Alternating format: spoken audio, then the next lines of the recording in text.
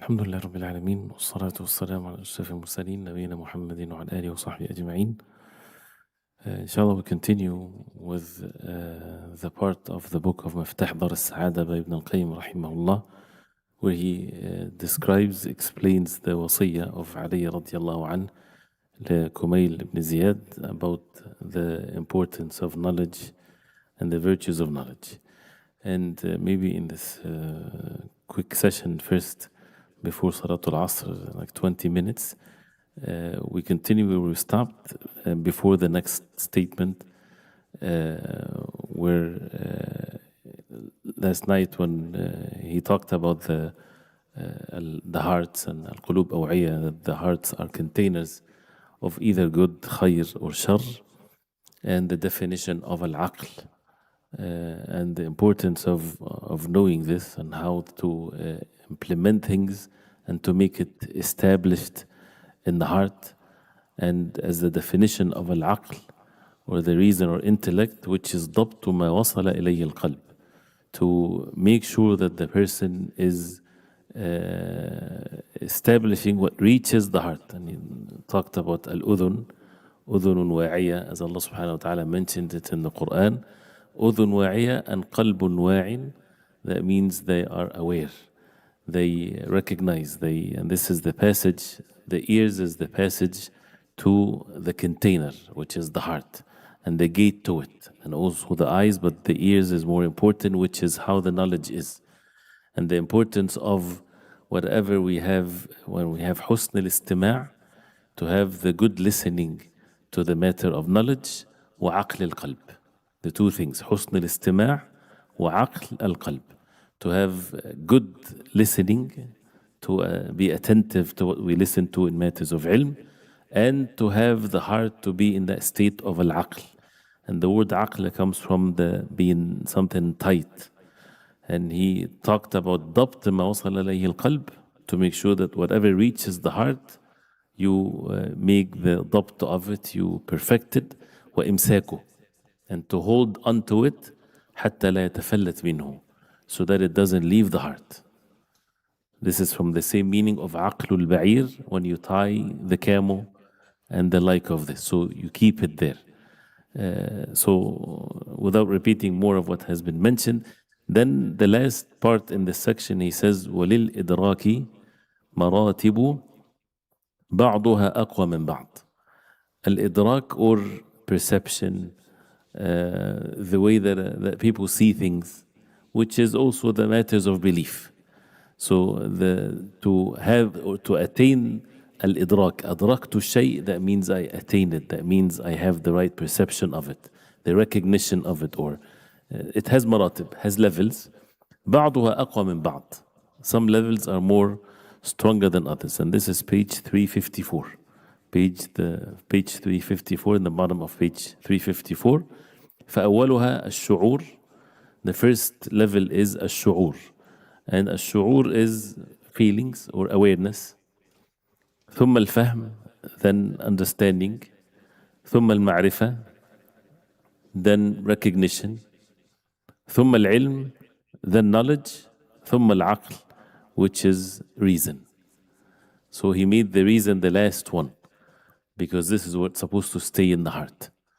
And these are stages that can make the person attain the knowledge and have the importance of it. So, and each stage, they talked about it sometimes in an extensive way, which is, like even with a shu'ur, when someone has the consciousness of something, someone that sense something, to have the importance of it, and then to have the understanding of it, and then to get the recognition, or to be familiar with it, which is al-ma'rifah, is different than the knowledge.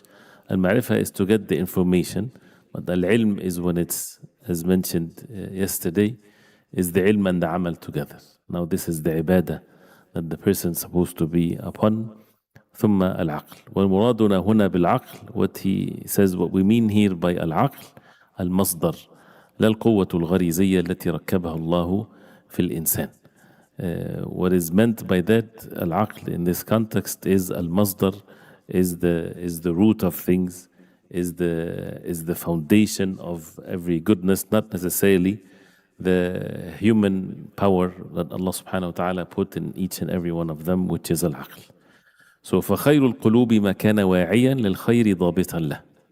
So the best of the hearts, again bringing things all together now, خير القلوب, the best of the hearts, ما كان واعيا للخير ضابطا له. The heart that is aware, understand the خير, the goodness, ضابطا له, knowing it exactly the way it is. And the word adopt, think of it when you read something. When you read something, you need to have ضبط in what you're reading. And this is one of the things when a person is studying any matn, is they say you read the matn, you read the source of knowledge with ضبط. That's the first level. That means you read it correctly. You understand what every word is. And that's why you read it on someone that he knows and he studied it, and not necessarily to go into extensive knowledge of it, just to make sure that you have the ضبط, everything is in the right place and the right understanding.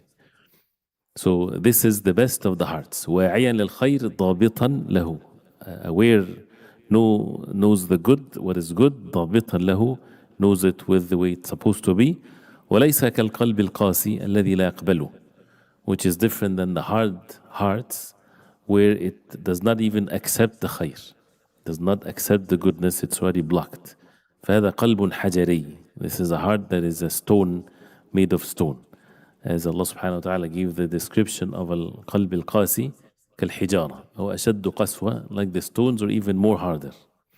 ولا كالمائع الأخرق الذي يقبل ولكن لا يحفظ ولا يضبط. Also, the good heart is not like al-ma'i'. Al-ma'i' is a word that is used for liquids, for things that are not strong. Al-akhraq has holes in it, is not very strong, does not accept and does not يحفظ, does not retain, does not keep it.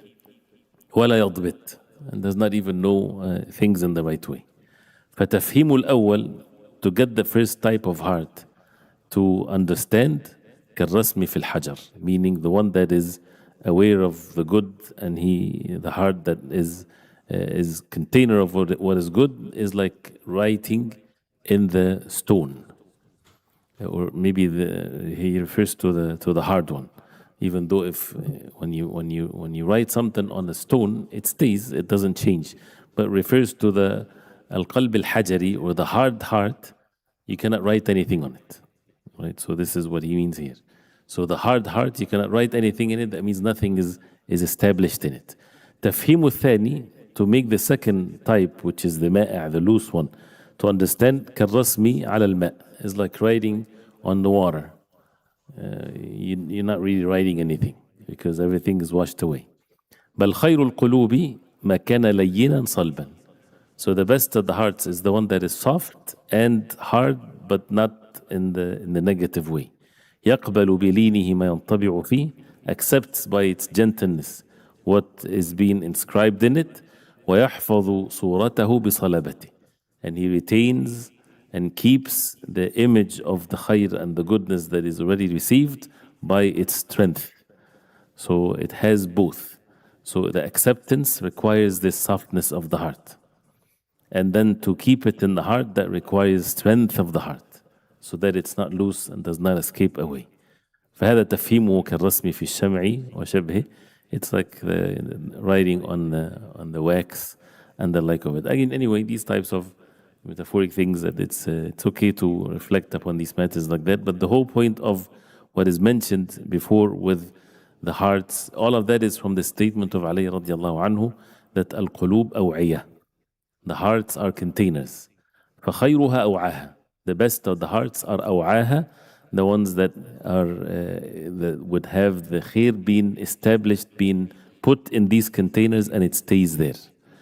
And that's where he talked about al-aql and these different levels of things, and how that is related to the al-jawarih and to the physical actions, and how that is related to matters of knowledge, because knowledge of the deen of Islam, the knowledge of the wahy, being the highest level of goodness and the most important thing, and it's an act of ibadah by itself.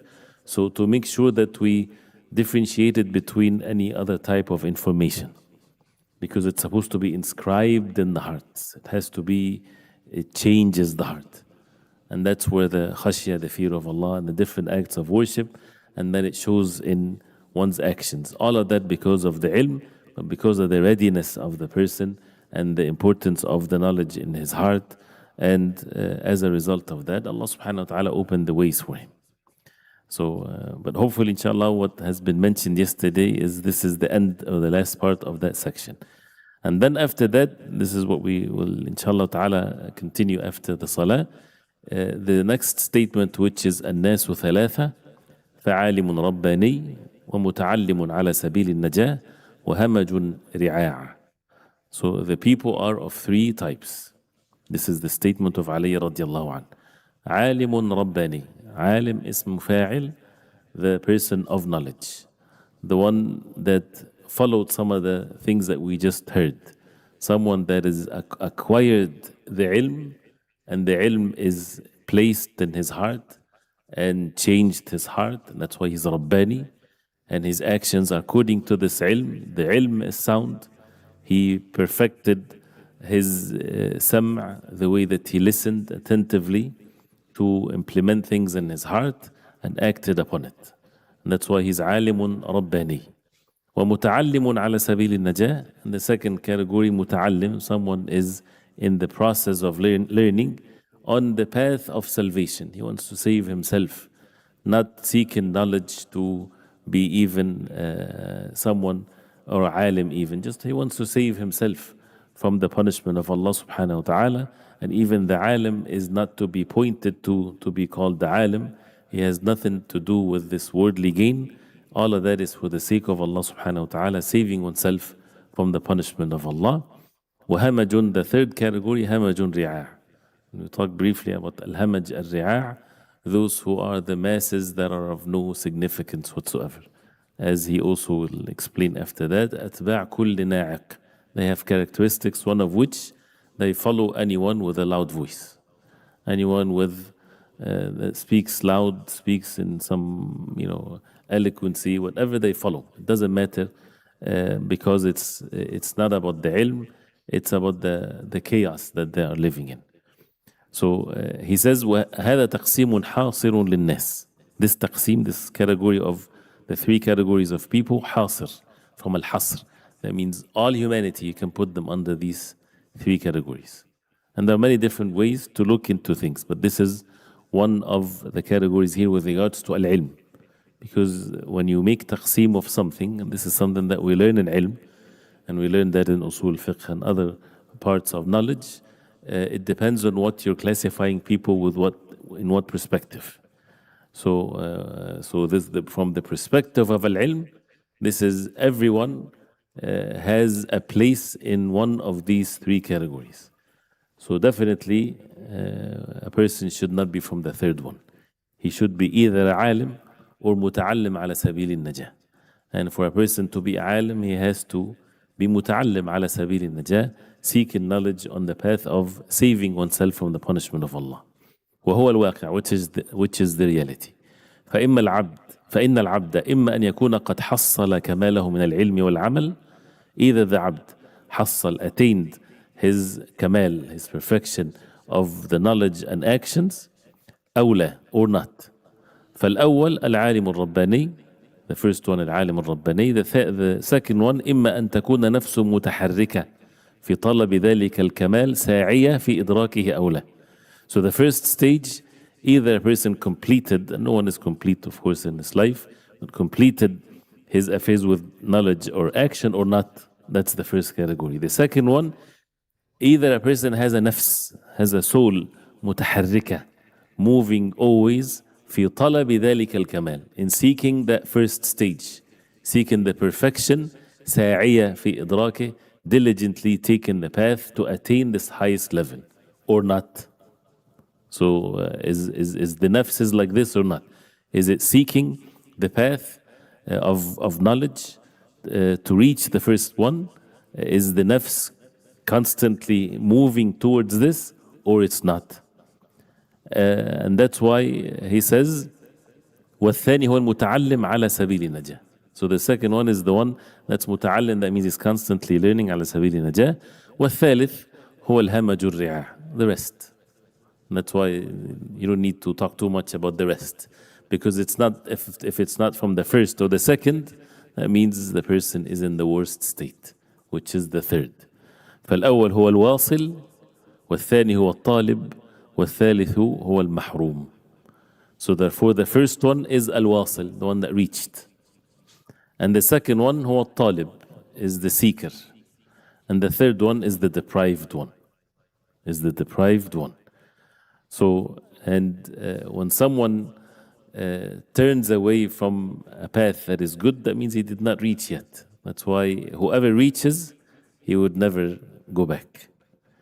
Whoever tastes something that is the sweetest thing in the world, he would never reject it afterwards because he tasted it.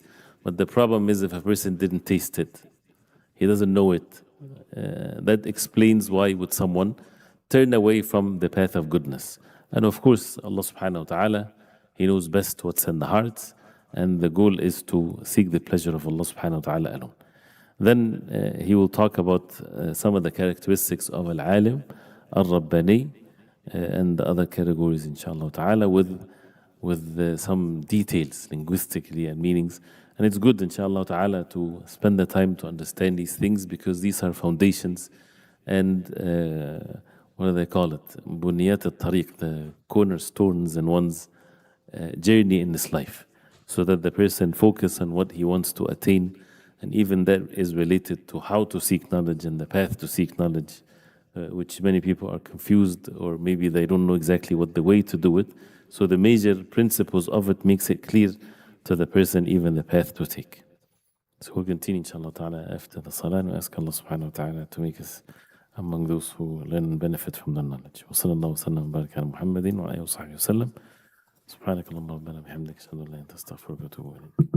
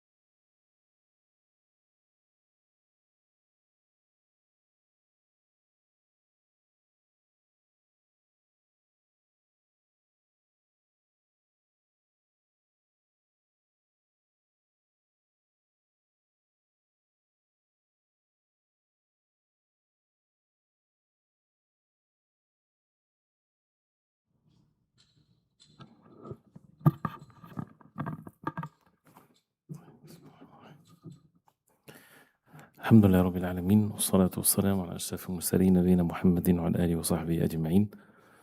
We continue inshallah ta'ala with the wasiyah of Ali radiallahu anhu to Kumail ibn Ziyad and with the sharh of Ibn al-Qayyim rahimahullah, and to apply what we heard from the statement of Ali radiallahu anhu, al-qulubu aw'iyah, the hearts are containers. So we need to practice this, and that is to have husnu al-istima', the good listening, and aql al-qalb. This is how to attain the i'aa al-qalb, to fill the hearts with what is khair, is to have good listening, to be attentive in listening. وَتَعِيَهَا أُذُنٌ وَاعِيَةٌ, as Allah subhanahu wa ta'ala said. And to have aql al-qalb, and aql al-qalb is for the heart to attain that what comes with the good listening, and imsakuha, and to hold it so that it doesn't run away, and with the intention how to save ourselves from the punishment of Allah and to enter the Jannah of Allah subhanahu wa ta'ala, and to seek rewards from Allah subhanahu wa ta'ala alone. And where we stopped is that statement about an-nasu thalatha. Ali radiallahu anhu, he said that the people are three types: عالم رباني ومتعلم على سبيل النجاة وهمج رعاع. And this hasr to all human beings from the perspective of al-ilm, that either عالم رباني, and we'll talk about that in details inshallah ta'ala, which is al-wasil, the one that reached, the person of knowledge. That is, what is the meaning of Rabbani? From al-Rabb, lordly, what does that mean? And the second one, muta'allim, someone that is always moving in seeking al-kamal, in seeking the perfection, in seeking the first stage on the path of salvation, ala sabil al-najah. And that specific words to show the state of his heart. He's on the path of seeking knowledge, saving himself, trying to save himself from deviation, from falling into what's the opposite of that. And the third, which is the rest, the deprived ones, those who are al-hamaj al-ri'a. So this is where we stopped. He said, wal-alim al-rabbani. Who is al-alim al-rabbani? The person of knowledge, there is Rabbani. قال ابن عباس رضي الله عنهما هو المعلم. He is the one that teaches others. أخذه من التربية. Qayyim said أخذه من التربية. He took that from التربية. رباني, he took it from التربية, because that's what the meaning of الرب means. الذي يربي عباده. If you remember in الأصول الثلاثة, the definition or the understanding of الرب الذي يربي عباده بنعمه, the one that raises his ibad with his favors. And that's why he's the creator, the sustainer, the owner of all things. This is the meaning of al-rububiyyah of Allah subhanahu wa ta'ala. So al-alim al-rabbani is the one that, al-muallim, as he said, the one that teaches. أخذه من التربية, he took that meaning, Ibn Abbas radiallahu anhuma, from al-tarbiyah, from the upbringing. أي يرب الناس بالعلم. That means he changes, يرب الناس, bringing the people together, rectifying them with al-ilm, with the knowledge, not himself, but the knowledge that he carries. ويربيهم به كما يربي الطفل أبوه. And he raised them with the ilm the same way that the child is being raised by his father. So this is the meaning, or one of the meanings of al-alim al-rabbani. And that's why, as it's going to be mentioned, the one that starts with صغار العلم قبل كباره, the one that takes the things in a gradual way, so that the people are raised from one step to the other, because this is, again, it's a passage, or it's a path that is, يعني sabil masluk, has been taken before from one generation after the other. So this path is to be respected, and for a person to be patient to take the same path. So this is what Abdullah ibn Abbas radiallahu anhu said, هو المعلم, and the meaning of that, الذي يرب الناس بالعلم ويربيهم به كما يربي الطفل أبوه. You see, يربي الطفل أبوه is the فاعل, and الطفل is مفعول به. وقال سعيد بن جبير, which is the student of Abdullah ibn Abbas from the Tabi'in, هو الفقيه العليم الحكيم. الفقيه Al-Faqih, again, some of these terminologies, when we're seeking knowledge, we should try to not to be trapped in the way the terminologies are used, or sometimes abused even, by what people would use in their common language. For some people, they have an understanding of who is the faqih, in a very specific mean, the one that is good in fiqh, knowledge-wise, and that's the end of it, for example. But al-faqih is much broader than this. And that's what the Prophet ﷺ, when he said, مَا يُرِدِ اللَّهُ بِهِ خَيْرًا يُفَقِّهُ فِي الدِّينِ. Whoever Allah subhanahu wa ta'ala will good for him, He would make him يُفَقِّهُ فِي الدِّينِ, أي يُفَهِّمْهُ. As Ibn Hajar rahimahullah, he said, make him comprehend, understand the religion. And always, every time we took it as a rule now, al-ilm here is al-ilm wal-amal together. Al-ilm, al-amal is included in all of this, because without amal, without action, it's not called ilm. It's called something else. And this is not what's al-ilm mentioned in the Quran and the Sunnah. So al-faqih, al-alim, the one that has the knowledge, al-hakim, the one that has wisdom. And the wisdom is how to apply the knowledge in different circumstances and different ways. And this requires the long path of knowledge and the wisdom of the years. And that's why the kibar al-ulama, where they have the knowledge and they have also the years where they spend in seeking knowledge. This is important, especially when it comes to the nawazil, the major things that affects the ummah. So هو الفقيه العليم الحكيم. قال سيبويه, the one that is in the Nahu, he's the leader of the Nahu. He says زادوا ألفا ونونا. So he talks about it linguistically. زادوا ألفا ونونا في الرباني. They increased, they added to it ألف ونون. الرباني. ألف and noon is added. إذا أرادوا تخصيصا بعلم الرب تبارك وتعالى. If they want, intended by the word الرباني, and by the way it's mentioned in the Quran, ولكن كونوا ربانيين. So the Arab, they would add the alif and the noon at the end if they want to refer to something مخصص, something specific. Here بعلم الرب تبارك وتعالى, by the knowledge of the الرب, Allah subhanahu wa ta'ala, the word subhanahu wa ta'ala. As, and he mentioned that earlier, كما قالوا شعراني ولحياني. شعراني from الشعر, hair. شعراني, that means he has lots of hair, hairy, right? لحياني from اللحية, that means he has a big beard. So instead of saying big beard, you say his لحياني, his beard is very big. So this is the adding the alif and the noon, that means this is something that they are upon all the time. عالم رباني, always upon what Allah subhanahu wa ta'ala revealed, and what Allah subhanahu wa ta'ala, which is the ilm of al-Rabb, the knowledge of al-Rabb. And the ilm again is only ilm al-kitab wa sunnah, al-Quran wa sunnah, the wahy from Allah subhanahu wa ta'ala. And of course, when we say the understanding is the understanding of the Sahaba, the inner generations of Islam, this is how the ilm is being comprehended. And that's why when he said al-ilm قال الله قال رسوله قال الصحابة. Al-ilm is what Allah said, what the Prophet sallallahu alaihi wasallam said, what the Sahaba radiallahu anhum said. معنى قول السيبوي رحمه الله, he explains what Sibawayh said, أن هذا العالم لما نسب إلى علم الرب تعالى. This alim, the word alim rabbani, when he was referred to or attributed, nusib, nisba is to attribute something to something, the lineage.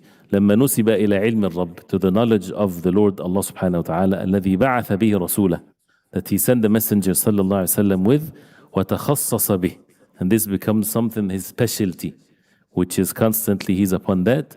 نسب إليه دون سائر من علم علما ما. This is attributed to him other than anyone else that has any type of knowledge, because everything is from Allah. But when the alim is Rabbani, that means this is very specific to ilmul wahy, to what has been revealed.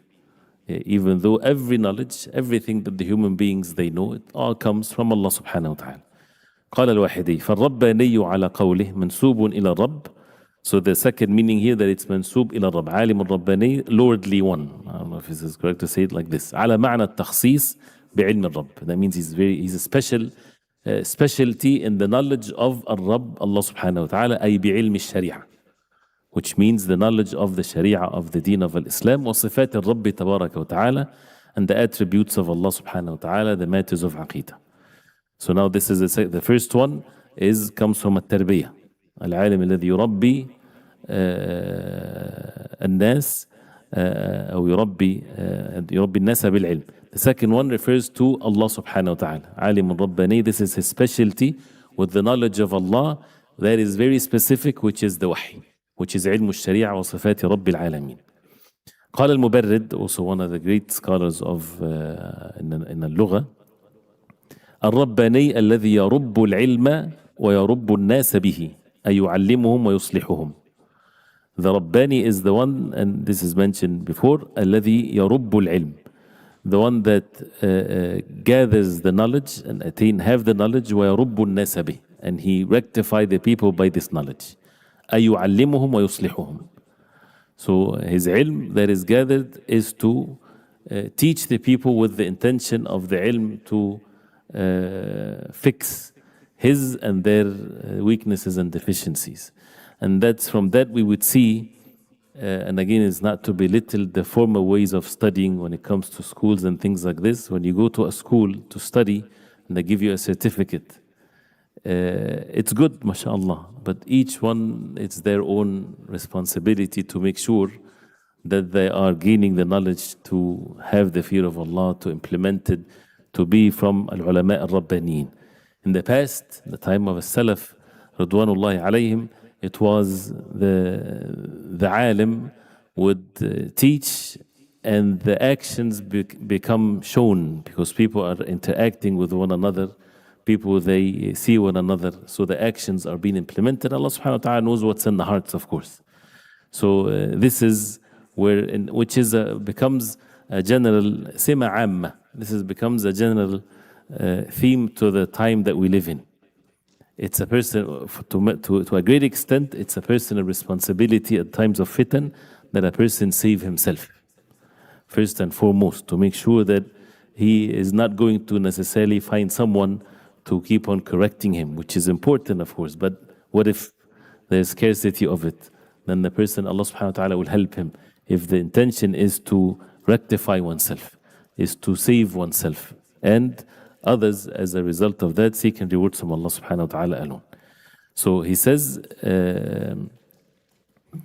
وعلى قوله, and according to that meaning, which is the same meaning of what Abdullah ibn Abbas he said, فالرباني من رب يرب ربا. That's the تصريف of it. من رب يرب ربا أي تربية. So the تربية, the upbringing. فهو منسوب إلى التربية. يربي علمه. تربية, we always think of it as the end result of it. Someone is murabbi. Someone is raising others like a father to his children, one step after the other. It has two ends to it. A person has to make tarbiyah to his own self first. Otherwise, فاقد الشيء لا يعطيه. If someone doesn't have it, he won't be able to offer it to others. So التربية فهو منسوب إلى التربية يربي علمه. He is increasing his knowledge. That's part of the tarbiyah. عالم رباني. That means he is constantly increasing his knowledge, his ilm, with the amal, with the action of it. ليكمل, for him to perfect himself. ويتم بقيامه عليه. ويتم, also the ilm becomes completed by him. قيامه عليه. القائم على الشيء is to be standing for it, meaning alert, constantly increasing his knowledge, checking his knowledge, making sure that the knowledge is being applied. He's not detached from the ilm that he learned as far as the information is concerned. Like al-qa'imu ala shay, like iqam as-salat, to establish it. ويتم بقيامه عليه وتعاهده إياه. تعاهد, like تعاهد al-Quran, as the Prophet alayhi salatu wasalam, he said, keep on reviewing it, keep on memorizing it, do not leave it, do not ignore it. So تعاهده إياه is not like he finished a level of knowledge and that's it, that's the end of it, and now he's doing something else. Al-alim is the one that is constantly learning and guarding and saving what he learned till the end of his life. And you know the famous other from, or the tradition from Imam Ahmad, when he was carrying the mahbara and the paper, and someone told him, "Your Imam, the people travels to him from all over the world, and you still carry the pen and the paper." He says, "Ma'a al-mahbara ila al-maqbara." With the mahbara, with the ink, till the grave. Right? This is a constant learning path, and that's why the people think that the alim, or when a person is in the state of being a alim, he just speaks, for example. No, he needs more time to learn than anyone else, to retain and to keep what he has and to increase his knowledge. ليكمل ويتم بقيامه عليه وتعاهده إياه كما يربي صاحب المال ماله. The same way and the comparison will come later. The same way the one that has wealth, how he guards and increases his wealth. So when someone becomes very wealthy, he ignores his wealth, he's done with it, he loses it. So he has to keep on making sure that it stays and more and grows. Otherwise he would lose it. ويربي. So this is the half of the meaning of Rabbani, or the tarbiyah. That is to his own self. He does not ignore himself. ويربي الناس به. And he makes tarbiyah to the people with this knowledge. With the knowledge that he has. كما يربي الأطفال أولياؤهم. Like the guardians on the children, how they raise them and teaches them. So it goes both ways, and this is how the person becomes Rabbani. That's why a alim, as Imam Ahmad rahimahullah, when someone visited him and spent the night, a student, and he brought him water to use to make wudu, and he saw the water in the same level as he left him in the morning, and he says, "طالب علم لا يقيم الليل." A student of knowledge does not pray at night, does not, where is the ibadah in the life of a student of knowledge? So when a person ignores his own self, then he loses, if it's correct to say, half of the meaning of a person being alim Rabbani. So this is a very important meaning of al-alim al-Rabbani with regards to himself. يربي علمه ويربي الناس بعلمه. يربي علمه. He's raising his ilm, and he is يربي الناس بعلمه. He says, وَلَيْسَ مِنْ هَذَا قَوْلُهُ وَكَأَيٍّ مِّن نَبِيٍّ قَاتَلَ مَعَهُ رِبِّيُّونَ كَثِيرٌ. This is not the same as mentioned in Surah Ali Imran. وَكَأَيٍّ مِّن نَبِيٍّ, how many of the prophets قَاتَلَ مَعَهُ, fought with him, رِبِّيُّون. رِبِّيُّونَ كَثِيرٌ. Who are the رِبِّيُّون? It is not the same meaning as we're talking about here, رَبَّانِيُّون. He says رِبِّيُّون here in this ayah. فَالرِّبِّيُّون هُنَا الْجَمَاعَات. It means the groups of people. بإجماع المفسرين, by the إجماع of the مفسرين, as he says. قيل إنه من الربة بكسر الراء وهي الجماعة. Comes from الربة, which is الجماعة. So this is different, so that the person does not confuse it with the same one. قال الجوهري الربي واحد الربيين وهم الألوف من الناس. الربي, which is one of الربيين وهم الألوف, the thousands of the people, groups. قال تعالى وكأي من نبي قاتل معه ربيون كثير فما وهنوا لما أصابهم. They were never weak to what afflicted them of harm. ولا يوصف العالم بكونه ربانيا حتى يكون عاملا بعلمه معلما له. العالم الرباني can never be called Rabbani, and that is to be to Allah subhanahu wa ta'ala, because this is not a thing for human beings to point fingers, till he is acting upon his knowledge, teaching it. Till he acts upon his knowledge and he teaches the ilm that he has. عاملا بعلمه معلما له. عاملا بعلمه معلما له. يقول فهذا قسم. This is the first category of people, which is عالم رباني. So we know the different meaning of it, whether it's from a tarbiyah or refers to al-Rabb, Allah subhanahu wa ta'ala, and the two aspects of it, يربي علمه ويربي الناس بعلمه. And while a person, as it's going to be mentioned, if a person is متعلم على سبيل النجاة, it doesn't mean that he won't teach, because part of learning or attaining the knowledge or retaining it is to teach what a person learns.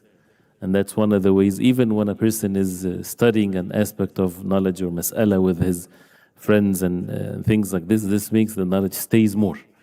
And of course the person to practice it. والقسم الثاني. Now the second category. And we ask Allah subhanahu wa ta'ala to make us from the second, at least the second category, so that it takes us to the highest one. متعلم على سبيل نجاة.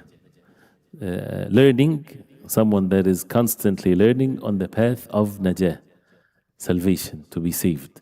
أي قاصدا بعلمه النجاة.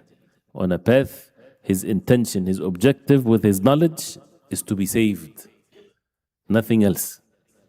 Not status, nothing materialistic of this life, nothing but to save himself. قاصدا بعلمه النجاة, to be saved. وهو المخلص في تعلمه. This is the mukhlis, this is the one that is pure, sincere intention in his learning. المتعلم ما ينفعه العامل بما علمه. المتعلم, the one that is constantly learning what is benefiting for himself. العامل بما علمه, the one that acts upon what he knows. So again, it's the two things. العالم, again, I'm sorry for repeating, but it's just to make sure that we have things clear. Al-alim, as you said, يربي علمه. So he has the ilm, so he keeps on increasing it and gaining more. So he's like the talib. He's like the one that is learning, because the one that is learning, he's learning what is benefiting for himself, acting upon what he learns. فلا يكون المتعلم على سبيل نجاة إلا بهذه الأمور الثلاثة. The muta'allim, the second category, can never be on the path of an-najah or salvation unless he has these three things. Al-ikhlas, ta'allum ma yanfa'u, amilun bima alima. To have the sincerity, his intention is to save himself from the punishment of Allah. That would make him humble always. And the second one is that he learns what is benefiting for him, which is a huge subject, of course, because if someone doesn't know yet, how would he know what is benefiting and what's not benefiting? Which is a very, it requires tawfiq from Allah, help from Allah subhanahu wa ta'ala. That's why from the tawfiq of Allah subhanahu wa ta'ala to al-hadath, as one of the Salaf said, a young person or even a new Muslim or anyone that wants to start the path of goodness, and يوفق لواحد من أهل السنة, that he's guided to one of the people of Ahl Sunnah to take his hand one step after the other. Otherwise, if people of al-bid'ah would take a hold of him, he doesn't know better. So this can take him away far from what is benefiting for himself. And to know what is benefiting from that perspective and what a person should start with and what goes next, and to go in a gradual way so that he does not get overwhelmed and then leave the path of knowledge. المتعلم ما ينفعه العامل بما علمه. So he's constantly acting upon what he learns. These are the three things to make the person على سبيل نجاة. فإنه, to convince us of why these three things, he said فإنه إن تعلم ما يضره, if he learns what is harmful for him ولا ينفعه and does not benefit him, لم يكن على سبيل نجاة. He's not on a path of salvation or to save himself. وإن تعلم ما ينتفع به, and if he learned what is benefiting for himself, but لا للنجاة, not to save himself, for other reasons, فكذلك, that means he's not on the path of salvation. وإن تعلمه ولم يعمل به. So these are the three variables here. If he learns and he's not acting upon it, لم يحصل له النجاة, he's not going to be saved. ولهذا وصفه بكونه على السبيل. That's why he described him that he is on the path. أي على الطريق التي تنجي, on the path that would save him. So متعلم على, that means he's on it, on the path of النجاة.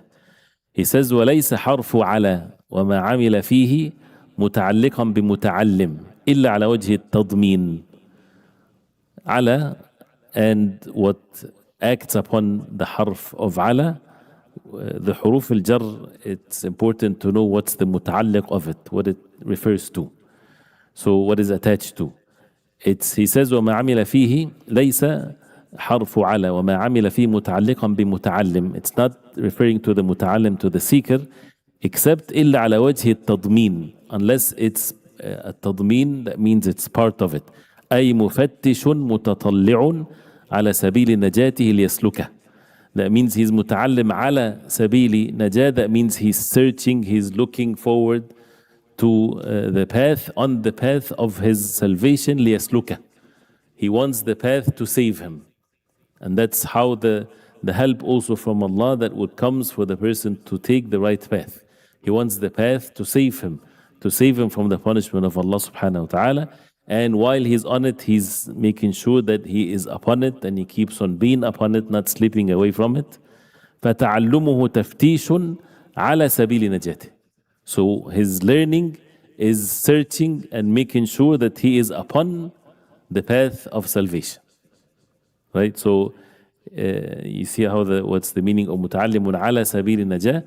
That means he's learning, but he is making sure and he's seeking the path of an-najah while learning. So that means he has to be on sabil al-najah, and that's what his concern is, and that's why he's making sure that the ilm that he learns is benefiting and it's on the path of najah when it comes to his sincerity and the benefiting knowledge. He says فهذا في الدرجة الثانية, this is in the second level. وليس ممن تعلمه. Now what negates this? It is not the one that ممن تعلمه, that learns it ليماري به السفهاء أو يجاري به العلماء, as it's mentioned in the nusus, to debate, يماري, to debate the foolish ones. Now he has knowledge, so he can defeat others with his knowledge. أو يجاري به العلماء, or يجاري, مجاراة is to look like the people of knowledge, so to be with them and to look for people to look up to him. أو يصرف وجوه الناس إليه, or to get the people's eyes to look onto him. That means to get followers, for people to go from this individual to be with him, to follow him. أو يصرف وجوه الناس إليه فإن هذا من أهل النار. This is a person from the people of the hellfire. If someone seeks the knowledge to be able to defeat others with his knowledge, to compete with the people of knowledge, to get the people to be with him and to follow him, this is all from the characteristics of the people of the hellfire. And this is one of the scary and the strange things of how something that's supposed to elevate the person into the highest level, that same thing can be the source for the person to be in the lowest level. And it should never be something that diverts the person away from seeking knowledge, because it's a dangerous route. Then a person stays with the hamaj al-ri'a', no. To keep himself with the third category, no.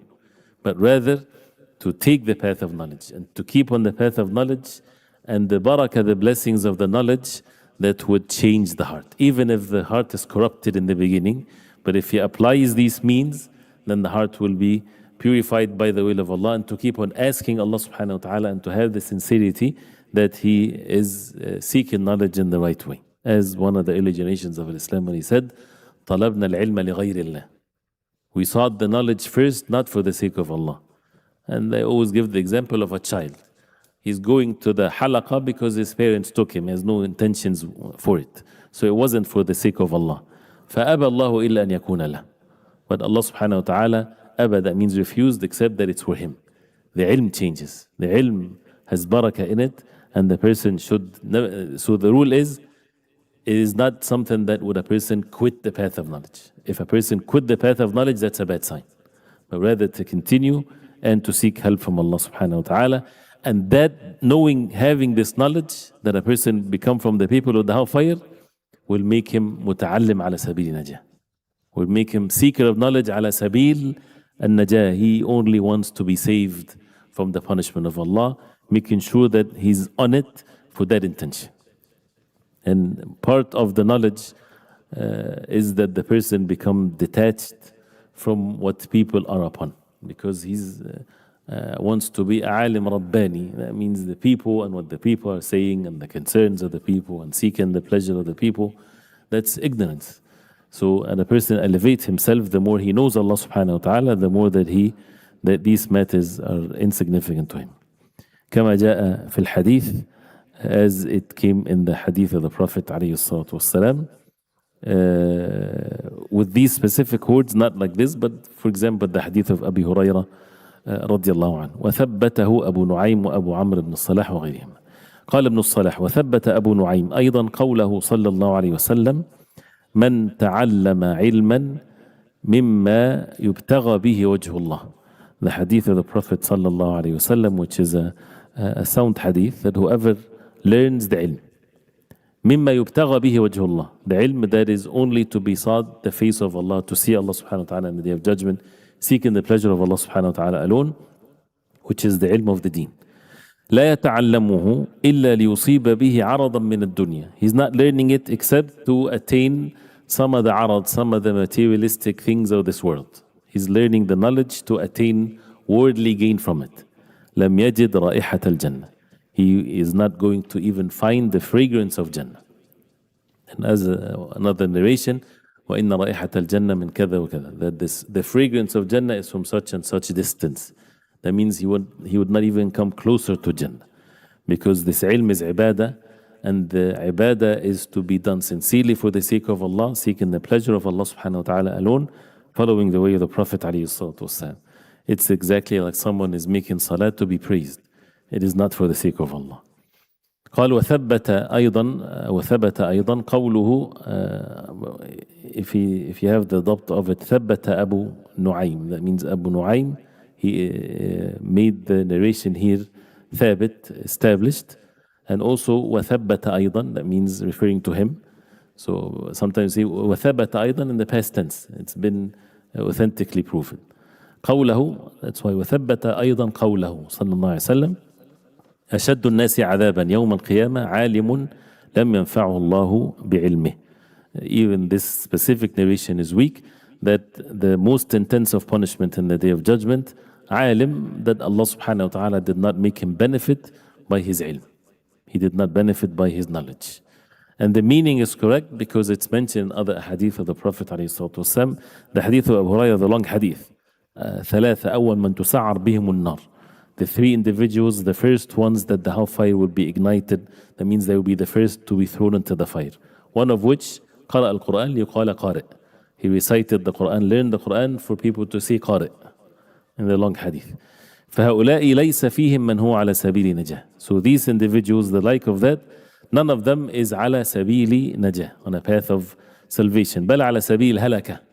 Someone is seeking these materialistic things and not the deen of Allah for the sake of Allah, he's on the path of destruction. He's on the path of the hellfire, not the path of al-najah. He says, نعوذ بالله من الخذلان, we seek refuge in Allah from al-khudlan.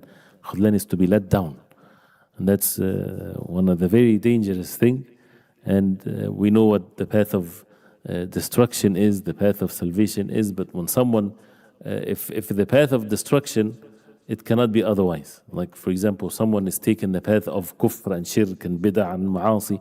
This is one of the paths of the hellfire, unless he repents to Allah subhanahu wa ta'ala, unless Allah forgive him if he is a Muslim. But no one can confuse this. It is not something that a person would say, maybe he's doing something. No, this is a path of destruction. But the path of al-najah, sabil al-najah, what appears to the human beings is al-zahir, is what apparently looks like the sabil of al-najah. But there is element to it which is what's in the hearts. Only Allah subhanahu wa ta'ala knows what's in the hearts. And that's why we always say we hope, especially when it comes to praising one another. But for someone to openly do evil, we cannot say that his heart is good. What appears of evil, that means there is evil in the heart. But what appears of good, we hope that they are upon goodness because Allah knows what's in the heart. So this is the القسم الثاني متعلم على سبيل نجاة. القسم الثالث المحروم. So the first one is al-wasil, second one is al-talib, the third one is al-mahrum, the deprived one, which is everyone else. He says al-mu'rid, the deprived, al-mu'rid, the one that is turned away. فلا عالم ولا متعلم بل همج رعاع. He's not a alim, he's not muta'allim, but rather همج رعاع. What is the hamaj and what is the ri'a? Even though it's mentioned briefly in the beginning, but now in some details. Al-hamaju min al-nas. Who are the hamaj from among the people? حمقاهم وجهلتهم. Al-humq is when someone is foolish. أحمق. Al-ahmaq is the one that is, what's other words for foolish? Crazy. Someone that acts in a very not in a wise way. You know, like when the Sahabi, a man came to him and he said, give me from the Quran something not from the Sunnah. He said, أحمق أنت? Are you crazy? Someone wants an evidence only from the Quran. You're crazy. What does that mean? The deen is Quran and Sunnah of the Prophet ﷺ. And then he said to him, does the Quran says Salatul Dhuhr for rak'ah? So this is حمقهم وجهلتهم, the ignorant among them. الهمج. وأصل من الهمج جمع همجة. One is همجة and همج is plural. وهو ذباب صغير كالبعوض يسقط على وجوه الغنم والدواب وأعينها. Is the very tiny ذباب, the fly that is very small. You know the house fly, some is big, some is very small, the smallest ones, like the very small insects, but it's ذباب. You would see them, they fall on the faces of the sheep and goats and animals. So they're very small, they always on the faces of the animals. وأعينها فشبه همج الناس به. So this is what the همج. He gave the example of that. He says والهمج أيضا مصدر. قال الراجز قد هلكت جارتنا من الهمج وإن تجع تأكل عتودا أو بذج. So this is الهمج هنا مصدر ومعناه سوء التدبير في أمر المعيشة. سوء التدبير, the lack of تدبير, to run the affairs of oneself في أمر المعيشة, in the livelihood matters. When someone he spend lavishly, he gets, say for example, money of the week, but he spend it all the first day, and then he doesn't have anything the rest of the week. So which is one of the signs of foolishness. And the line of poetry, هلكت جارتنا من الهمج. Our neighbor ruined herself from this. سوء تدبير. She's not having the wisdom of how to run the household. وإن تجع تأكل عتودا أو بذج. So if she's hungry, she eats whatever. It's all يعني العتود والبذج, whether it's the worst thing or the best thing. وقولهم همج هامج. So either the first meaning that he mentioned is the ignorant ones, the foolish ones. The second one, سوء التدبير, someone that doesn't have the wisdom to run his own even affairs, does not know what is good for himself. And the other meaning, وقولهم همج هامج مثل ليل لايل. همج هامج, also from the تصريف of the word. So this is the meaning of it. والرعاع من الناس همج رعاع. علي رضي الله عنه said الرعاع. الرعاع من الناس الحمقى الذين لا يعتد بهم. So it's one of the meanings also of الهمج. But الرعاع الحمقى, the foolish ones, الذين لا يعتد بهم. People not really paying attention to them. They are insignificant whatsoever. So this is همج رعاع. Which is again everyone else except العالم أو متعلم على سبيل النجاة. Then علي رضي الله عنه explains, describes who are الهمج الرعاع. أتباع كل ناعق. The first one, أتباع كل ناعق. أتباع, followers of every ناعق, and the ناعق الصائح, the one that shouts. So they follow anyone that shouts, anyone that has a loud voice. أي من صاح بهم ودعاهم تبعوه. Anyone that calls unto them, raises voice, follow me. Sure, they follow him. تبعوه. سواء دعاهم إلى هدى أو إلى ضلال. Whether he invited them to guidance or ضلال or deviation. فإنهم لا علم لهم بالذي يدعون إليه أحق هو أم باطل. They have no knowledge of what they are being يدعون, passive tense, what they are being invited to, whether it's true, أحق هو أم باطل. Is it the truth or falsehood? They really don't know. It's just they focus on the one that is calling them. فهم مستجيبون لدعوته. They are responding and accepting his da'wah. And وهؤلاء من أضر الخلق على الأديان. These are the people that أضر الخلق, the most harmful among the people for the religion. فإنهم الأكثرون عددا. They are the masses, they are the most in numbers. الأقلون عند الله قدرا. The least by Allah subhanahu wa ta'ala in their status and their level. وهم حطب كل فتنة. They are the fuel, the wood for every fitna. This is how the fitan ignites, by the like of these masses, those who follow كل ناعق. بهم توقد ويشب ضرامها. By them, the fitna is ignited. وَيُشَبُّ ضِرَامُهَا, it becomes huge and very high blazes of fire. فإنها يعتزلها أولو الدين ويتولاها الهمج الرياع. Because the fitan, the people of the deen, they isolate themselves from it. يعتزلوها, the people of religion, ويتولاها, and the ones that takes it and become loyal to it and take it are the همج الرياع.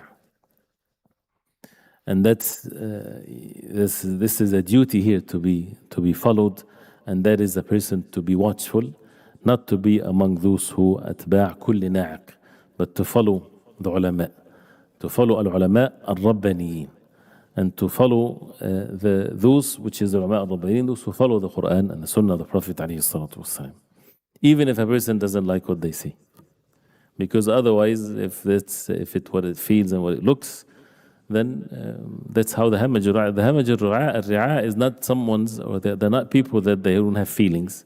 They can be people that feels good for the religion. They want things of the religion, but they took it upon themselves to follow whatever gives them good feelings, not based on the ilm and the deen of Allah subhanahu wa ta'ala. He says, وَسُمِّيَ دَاعِيهِمْ نَاعِقًا. So أتباع كل ناعق, they are the followers of every na'iq. Why? He called Ali radiallahu anhu, the one that calls them, their da'i, their caller is na'iq, na'iqan. تشبيها لهم بالأنعام, given the example of like them, like the an'am, the cattle, التي ينعق بها الراعي, as Allah subhanahu wa ta'ala mentioned in the Quran. The ones that the shepherd is calling them. فَتَذْهَبُ مَعْهُ أَيْنَ ذَهَبْ. So they walk with him wherever he goes. قال الله تعالى ومثل الذين كفروا كمثل الذي ينعق بما لا يسمع إلا دعاء ونداء صم بكم عمي فهم لا يعقلون. The example of those who disbelieved is like the one كالذي ينعق بما لا يسمع. The animals, they don't comprehend what is being said. The shepherd shouts, they follow him, they are deaf, dumb and blind. There's no aql for them. So this is a na'q. And they would even call those who follow the ulama, they would call them like this. Where is your mind to think? Right? The mind to be thoughtful is based on the ilm, based on the wahy from Allah subhanahu wa ta'ala, the Quran and the Sunnah of the Prophet alayhi salatu wasalam, not by the ways of Iblis. And this is the battle of Iblis in this world. Shaitan, he works on this to block the reason of the people and for them to be foolishly following with the wrong perception. So he says, وَهَذَا الَّذِي وَصَفَهُمْ بِهِ أَمِيرُ الْمُؤْمِنِينَ هُوَ مِنْ عَدَمِ عِلْمِهِمْ. These are the ones that Amir al-Mu'minin Ali radiallahu anhu, he described them because of the lack of their knowledge. وَظُلْمَتْ قُلُوبِهِمْ, the lack of knowledge and the darkness of their hearts. فَلَيْسَ لَهُمْ نُورٌ وَلَا بَصِيرَةٌ يُفَرِّقُونَ بِهَا بَيْنَ الْحَقِّ وَالْبَاطِلِ. There's no light, there's no basira. Al-basira is the vision of the heart, not the physical with the physical eyes, that they would be separating the truth from falsehood as a result of that. They don't. بَلِ الْكُلُّ عِنْدَهُمْ سَوَاء. Everyone to them are the same. So أتباع كل ناعق. Even though this entire deen is about al-ittiba', as Sufyan al-Thawri rahimahullah, he says, وَجَدْتُ الْأَمْرَ al-ittiba'. I found this matter, this religion to be al-ittiba', to follow the Messenger sallallahu alayhi wasallam, and to follow those who follow the Messenger sallallahu alayhi wasallam. So this is أتباع كل ناعق. The second one, يميلون مع كل ريح. And that's why when they are أتباع كل ناعق, it depends who's louder, who's more eloquent, who has more popularity. It doesn't matter. Sometimes this way, sometimes another way, whatever works like this. Not based on al-ilm or knowledge. وقوله يميلون مع كل ريح. The second statement he said, أتباع كل ناعق يميلون مع كل ريح. Al-mail is to bend with every wind. Whatever the wind takes the person, they go with it. وفي لفظ مع كل صائح. And another narration is with every صائح, again with everyone that raises his voice. He says شبه عقولهم الضعيفة بالغصن الضعيف. He gave the parable describing their weak عقل, their weak minds, with the very weak branches of a tree or so. وشبه الأهوية والآراء بالرياح. And he gave the example of al-ahwiya, the plural of al-hawa, the desires and the opinions, as the wind.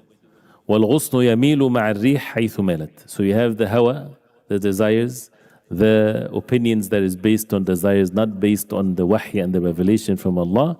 And then it comes into the weak branch, which is their weak minds. Then يميل مع الريح حيث مالت, bends with it the way it goes. وعقول هؤلاء تميل مع كل هوى وكل داع.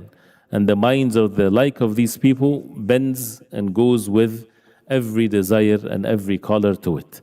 ولو كانت عقولا كاملة كانت كالشجرة الكبيرة التي لا تتلاعب بها الريح. If their عقول was complete, it would be like the strong tree that the wind does not play with it left and right. And it's always the struggle between the hawa and the aql, which is the hawa and the wahy. So al-aql here, the aql is salim, the sound aql is the one that is upon the revelation from Allah. فإن لم يستجيبوا لك فاعلم أنما يتبعون أهواءهم. If they don't respond to you, O Muhammad sallallahu alaihi wasallam, therefore know that they are following their desires. And in a very simple level of knowing things. When a person's aql would tie him away from following his desire. Right? So the desire is, I want to eat this because I'm hungry. But there is poison in it. But I'm hungry. I desire this food. Follow your desire or use your mind to be patient or to be away from it till something else comes and to be presented. A child doesn't understand this. So this is the hawa and the aql. And then that what takes the person to the meaning of al-aql that we mentioned earlier, where it's the deen of Allah. To know what is right and what is wrong, and to be patiently doing what is right, even if it's against your desire. To have sabr, to have patience, to be steadfast, even if the sabr is till the end of your life. Right? Till you meet Allah subhanahu wa ta'ala. Let it be that way. Life is short anyway. Not the sabr so that tomorrow I will get whatever I'm desiring. No. There is no end to it. وَاسْتَعِينُوا بِالصَّبْرِ وَالصَّلَاةِ. If this is what is right, then be patient. But with the condition that it's right. And that's the importance of ilm and knowing what is benefiting. The last part here, and then we'll take a break inshallah ta'ala. وهذا بخلاف المثل الذي ضربه النبي صلى الله عليه وسلم للمؤمنين بالخامة من الزرع تفيئه الريح مرة وتقيمه أخرى. There's a hadith where the Prophet ﷺ, he said that the mu'min is like the soft plant that the wind comes and it bends him and then it returns back. أما المنافق as the hypocrite كشجرة الأرز, like the tree of al-arz, which is very tall and skinny and stiff. التي لا تقطع حتى تستحصد. It doesn't bend. It's only to be cut off whenever they are harvesting. So the strong wind, if it bends, it breaks it. فإن هذا المثل ضرب للمؤمن وما يلقاه من عواصف البلاء. This hadith of the Prophet ﷺ refers to the mu'min when the trials comes, the storms of trials comes, والأوجاع, and the pain, والأوجال وغيرها from الوجل, from the fear. فلا يزال بين عافية وبلاء. That means he's either tested and tried with all kinds of things or having strength. ومحنة ومنحة. محنة, a break, and محنة, a trial, منحة, a break. صحة وسقم, sickness and health.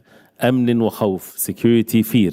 وغير ذلك, and the like of this. فيقع مرة ويقوم أخرى. Sometimes he falls, sometimes he stands.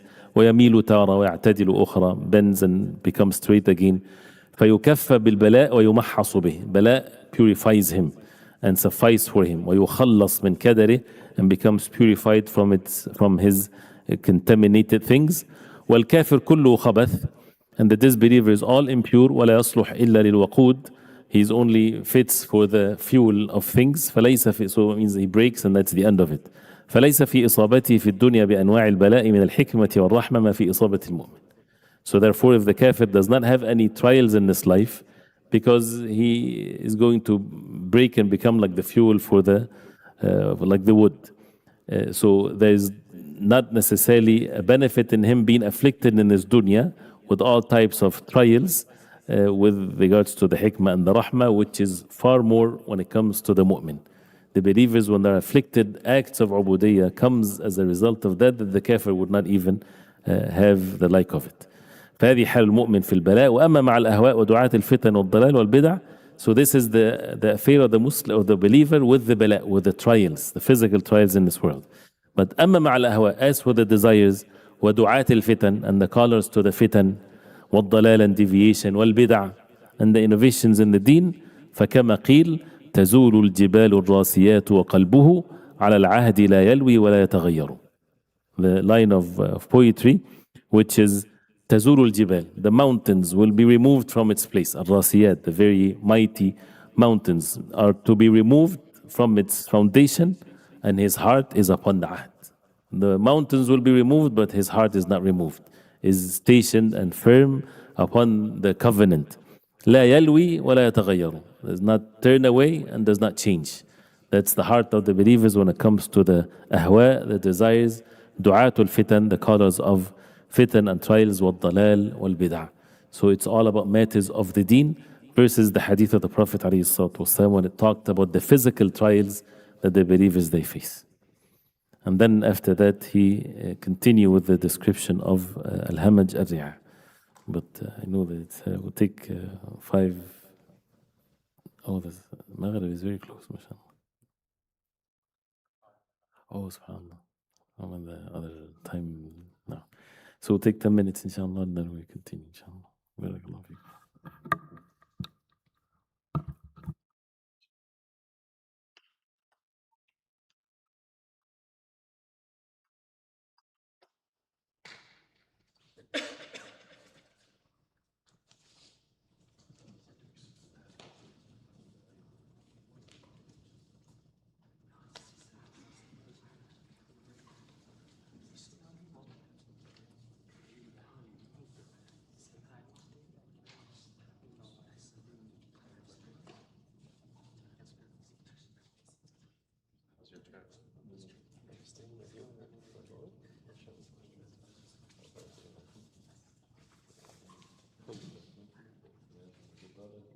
MashaAllah, yeah, he's helping me with he's trying something. We'll see if it works. It's a step toward hopefully. He's ready to show. It's okay.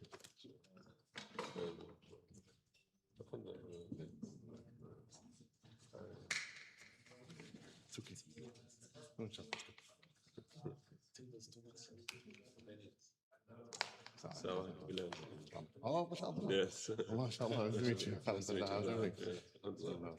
Good. MashaAllah, how's your trip been? Good? Alhamdulillah. MashaAllah. To see you. I bought a very small. Yeah. It's just something from back home, like a men's show that from a village that we're in the winter without a coat. So it's a small thing, but I'll put it here. Sorry, it's small. But, yeah. Are you gonna go back to Medina? Are you stationed there?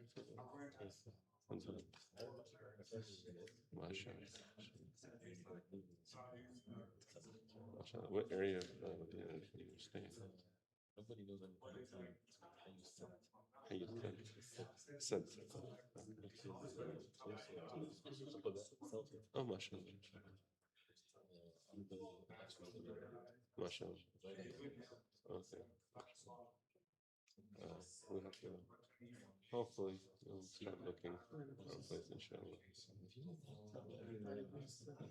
I can check for you. Jazakallah khair. Yeah, I know you're very busy. Inshallah. It's not good. Inshallah. How's everything? Inshallah. Jazakallah khair. Everything's okay? Assalamu alaikum. Good. Bilal. Nice to meet you. Jazakallah khair. Jazakallah khair. Yeah,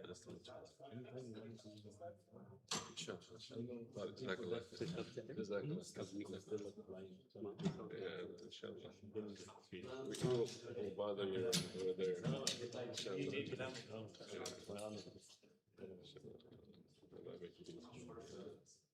And your son has been very helpful too. So yeah, may Allah reward him. Like bothering him with things. You have how many sons? Is he the oldest, right?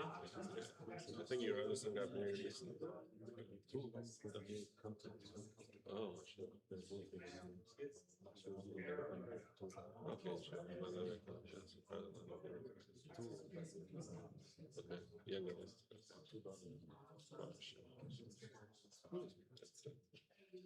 the journey.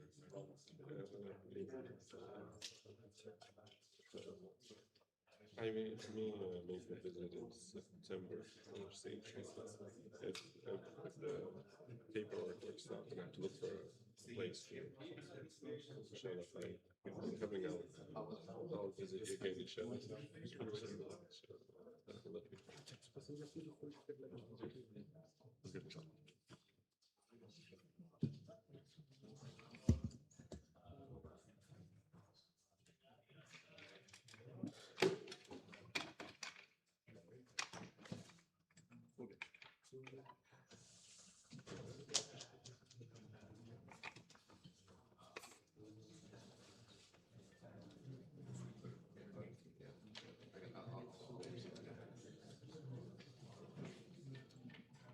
It's quite a lot.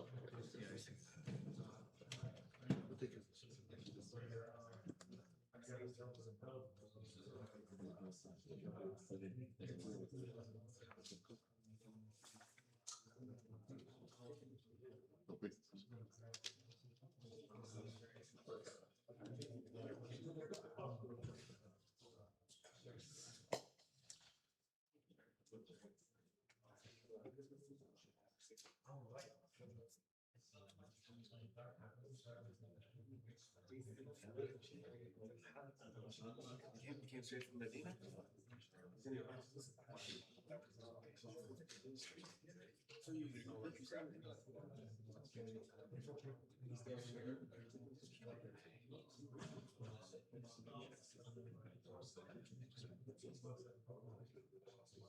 So you Do we put it away?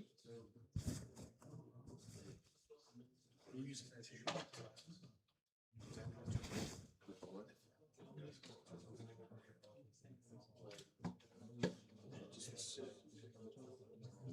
yeah, I'll just go grab it. But it may be great.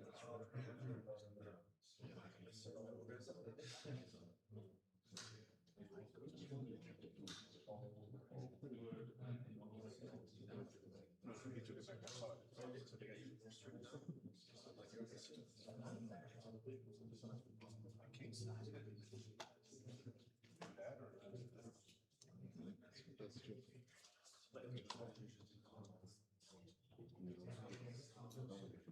No, that one doesn't. This one.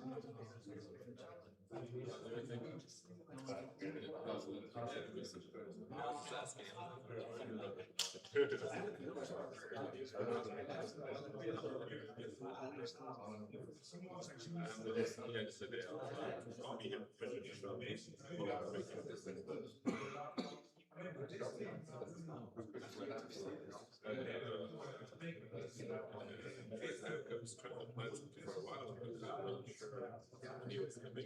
And then I didn't know that. I asked you if they're bird.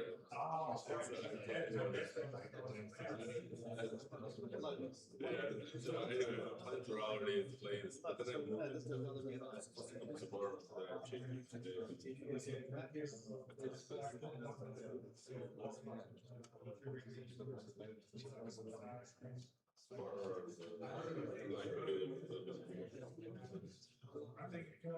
No. That's what I thought it was less of a Uber, you know.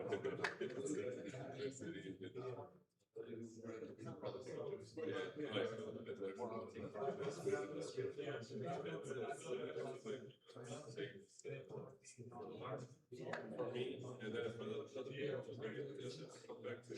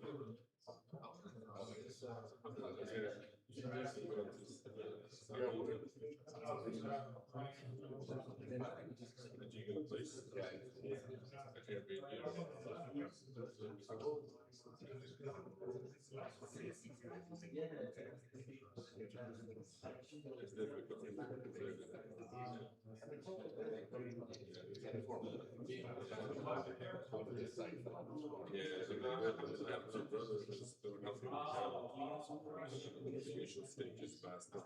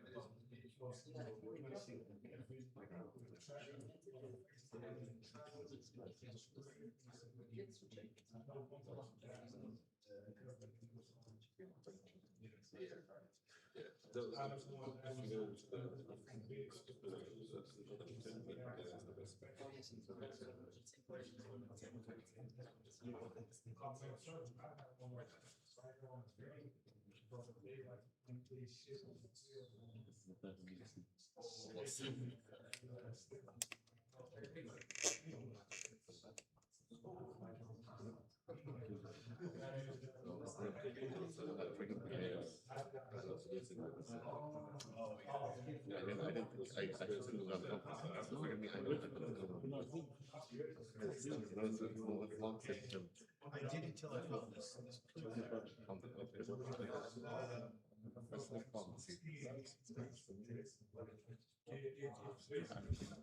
called when I'm done, I'm gonna be back. So I step out. The reason being,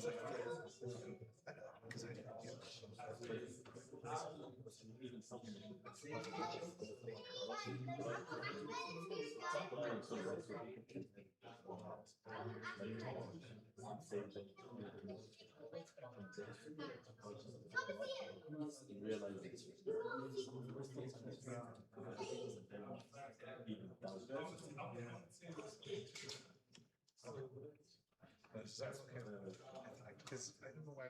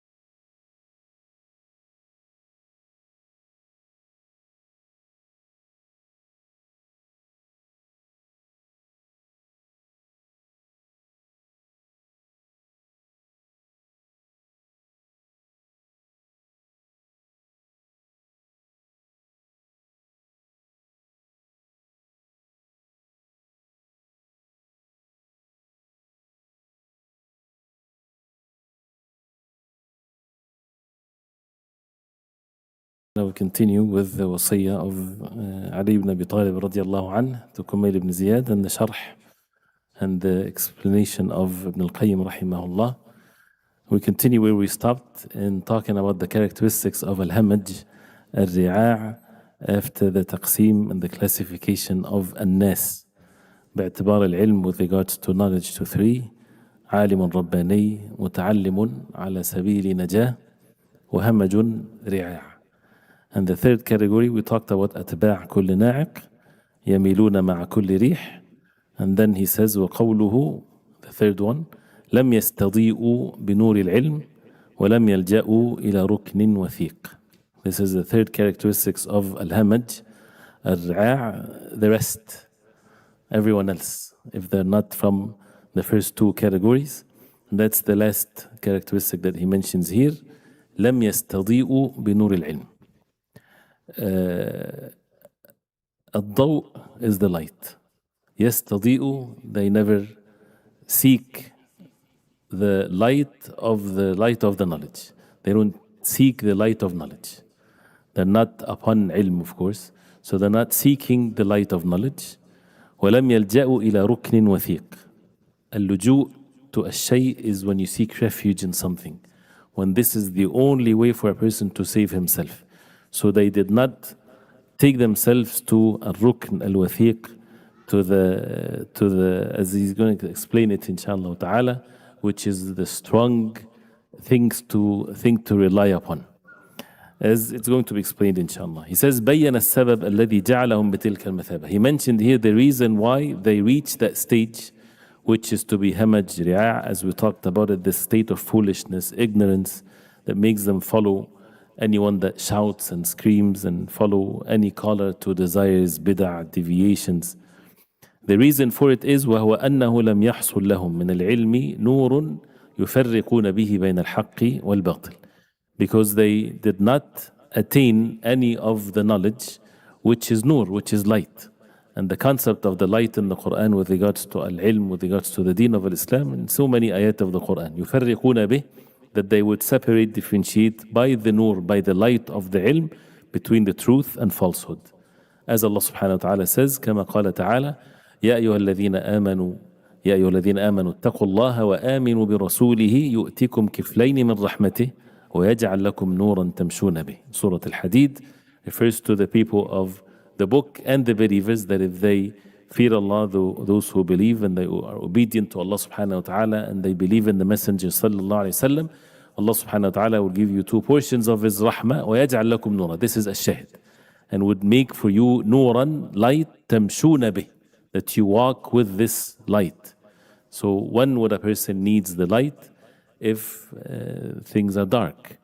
And that's exactly what this entire world is completely darknesses after darkness, darkness of kufr, darkness of shirk, darkness of bid'ah, innovations, darknesses of sins. And the only light is the light of the wahy, the revelation from Allah, and the ilm that is with the amal, with actions, for a person to be able to see in his path. وقال تعالى ومن كان ميتا فأحييناه وجعلنا له نورا يمشي به في الناس كمن مثله في الظلمات ليس بخارج منها. Surah Al-An'am. And this is the example of how the believers, they benefit from al-ilm and what's the ilm to them and the wahy from Allah subhanahu wa ta'ala to the believers. Someone that was dead, and that's why the example, compare between two cases here. أو من كان ميتا, is it the one that was dead? فأحييناه, so we gave him life. وجعلنا له نورا يمشي به في الناس, and we made for him light, nur, walking with this light among the people. كمن مثله في الظلمات ليس بخارج منها, is he the same, is he the like of someone that is in darknesses and he never comes out of it? Example that shows how completely different those who are upon the light versus those who are upon the darknesses. And we talked about that before many times, and that even lead in the hereafter, as-sirat, even it's dark and the people will be given the lights before they cross the sirat according to their iman, their faith and their good deeds. So this is the example of those who seek the light, which is the light of al-wahy. وقوله تعالى يهدي به الله من اتبع رضوانه سبل السلام ويخرجهم من الظلمات إلى النور بإذنه. that Allah subhanahu wa ta'ala guides whoever He will subhanahu wa ta'ala. Those who follow the pleasure of Allah, and He takes them out from the darknesses to the light. And Allah waliyyu alladhina amanu yukhrijuhum min al-dhulumati ila an-nur. Allah subhanahu wa ta'ala takes the believers from the darknesses to the light, and those who follow at-taghut, they take them from the light to the darknesses. وقوله ولكن جعلناه نورا نهدي به من نشاء من عبادنا. But rather we made it light. We guide by this light whoever we will from among our ibad, among the slaves of Allah subhanahu wa ta'ala. So Allah subhanahu wa ta'ala gave the example of this wahy, this revelation from Allah, the Quran and the Sunnah of the Prophet alayhi salatu wasalam, the light. And without it, when a person is in darkness, it's not just darknesses, but darknesses that has a path that a person has to take, and it's dark and it's full of destructive ways and means. That means he is aqrab, or he's going to be destroyed otherwise if he does not seek the light from the wahy from Allah. He says, فَإِذَا عَدِمَ الْقَلْبُ هَذَا النُّورَ صَارَ بِمَنْزِلَةِ الْحَيْرَانِ الَّذِي لَا يَدْرِي أَيْنَ يَذْهَبُ. When the heart is deprived, doesn't have this light, then he becomes like al-hayran, the one that is confused, doesn't know where to go, because there's only one path in the midst of endless paths. All of the paths takes the person to the hellfire, and one path only take him to his salvation, which is متعلم على سبيل النجاة. Only one path to save him, with endless paths, and it's dark. How in the world that a person would find this one path to salvation when it's one versus many, many different paths if it's completely dark? But with the light, and see the ease and the peace and the tranquility and the tuma'nina of al-ilm, if a person has the light, then the path becomes very clear. Then he takes that path, and it doesn't matter if it's million other paths, because the one path is clear. So with ilm, the matter is even much easier. And when things are very confusing, it's because of the lack of ilm. So he says, فَإِذَا عَدِمَ الْقَلْبُ هَذَا النُّورِ صار بمنزلة الحيران الذي لا يدري أين يذهب. He is confused, does not know where to go. فهو لحيرته وجهله بطريق مقصوده يؤم كل صوت يسمعه. Going back to the effect of every ناعق, يتبع كل ناعق. So because he's confused, he's ignorant about the path, it's dark, then he is being led with any sound that he hears. Anyone that screams, anyone that calls, he would follow, because he doesn't have the light to differentiate from the different paths. ولم يسكن قلوبهم من العلم ما تمتنع به من دعاة الباطل. ولم يسكن قلوبهم من العلم. The ilm did not settle in their hearts that would prevent them from the caller of falsehood. Because if the ilm is established in the heart, still the person upon that, he's supposed to protect his heart, his ears from listening to the people of al-batil, as we heard that yesterday. But even if it comes from the ilm that he has in his heart, would reject the falsehood, becomes very obvious and very clear. But these people, the hamaj al-ri'a', it is not established in the hearts from the knowledge that would prevent them from the callers of falsehood. فَإِنَّ الْحَقَّ, this is now the principle. فَإِنَّ الْحَقَّ مَتَى اسْتَقَرَّ فِي الْقَلْبِ قَوِيَ بِهِ وَامْتَنَعَ مِمَّا يَضُرُّهُ وَيُهْلِكُهُ. Because indeed the truth, once it becomes well established in the heart, قَوِيَ بِهِ, the heart becomes strong with the truth, وَامْتَنَعَ مِمَّا يَضُرُّهُ وَيُهْلِكُهُ, and it becomes safe and protected from what it harms it and destroys it. ولهذا سمى الله الحجة العلمية سلطانا وقد تقدم ذلك. It's mentioned in the Quran, the sultan of the knowledge, the authority of knowledge. The knowledge have authority over the heart. The same thing as the physical authority. The authority of the ilm is far more stronger than any other authority, because it affects the heart and makes the heart in that state of submission to Allah subhanahu wa ta'ala. And as you see here, it's all about what's in the heart of al-haqq. And take this back to what he talked about al-aql, and the importance of when the subject of al-ilm, keep on repeating to make sure that everything is connected, is for a person to attain the ilm in the right way, you have to have husn al-istima' ma'a aql al-qalb, the good listening with the heart being upon what he listens, which is matters of knowledge, and to protect it from leaving, and to guard it, and to keep it, and to act upon it. So when the people do not do that, then it's very easy to be easily affected by the colors of falsehood. فالعبد يؤتى من ظلمة بصيرته ومن ضعف قلبه. He says فالعبد يؤتى. He's been attacked or been harmed from two weak points here. ظلمة بصيرته, the darkness of his basira, his vision, which is al-basira, is basar al-qalb, the ability of the heart to see things, which is the lack of knowledge. So the person is attained, or the harm of the enemy or iblis and the ways of the falsehood, they enter the heart and they affect the person from two ways. Whether it's dhulmatul basira, no wa'i, no attainment of the proper knowledge because of the lack of it, ومن ضعف قلبه, and the weakness of the heart. فإذا استقر فيه العلم النافع استنارت بصيرته وقوي قلبه. So if the benefiting knowledge get established in the heart, his basira becomes istanarat, would receive the light. And as a result of that, his heart becomes strong.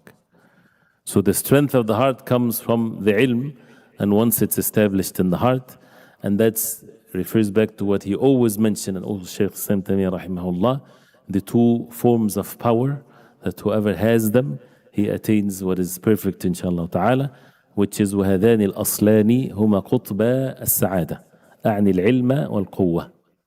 The two forms of power, knowledge and strength. القوة العلمية والقوة العملية. The power of knowledge and the power of actions. And once one is weak than the other, then all kinds of bad things happens. So the person has to have the strength of the knowledge and the strength of actions, which is the result of the knowledge, so that the heart becomes strong and the person is protected. So this is qutba as-sa'ada, the two pillars of happiness, al-ilm wal-quwwah.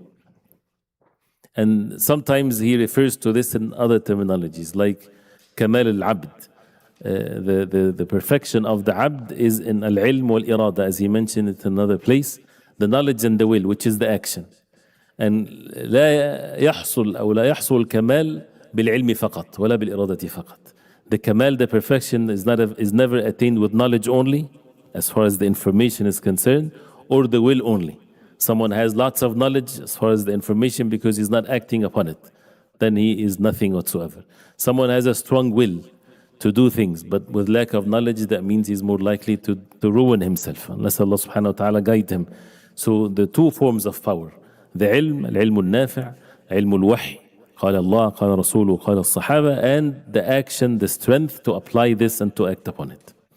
He says, وقد وصف بهما سبحانه المعلم الأول جبريل صلوات الله وسلامه عليه. Allah subhanahu wa ta'ala described the first teacher, which is Jibril alayhi salam, and he said, إن هو إلا وحي يوحى علمه شديد القوة. That when Allah subhanahu wa ta'ala said about Jibril, that he taught the Prophet alayhi salatu wasalam, he said, علمه شديد القوة, he taught him شديد القوة, the one that has lots of power and strength, which is Jibril. وقال في سورة التكوير إنه لقول رسول كريم ذي قوة عند ذي العرش مكين. Allah subhanahu wa ta'ala described Jibril with having strength and might and power, and with the knowledge that he has. فوصفه بالعلم والقوة. He described him with knowledge and power and strength. وفيه معنى أحسن من هذا. فيه معنى أحسن من هذا. There's a meaning that is better than this. وهو الأشبه بمراد علي رضي الله عنه, which is more likely the meaning of what Ali رضي الله عنه intended by saying لم يستضيئوا بنور العلم, they did not seek the light of the knowledge, and ولم يلجأوا إلى ركن وثيق, and they did not seek refuge in what is strength and powerful. So he says وهو أن هؤلاء ليسوا من أهل البصائر, that these people, the همج الرعاع, they're not from the people of al-basair, al-basira, the proper vision, they're not seeing things in the right way.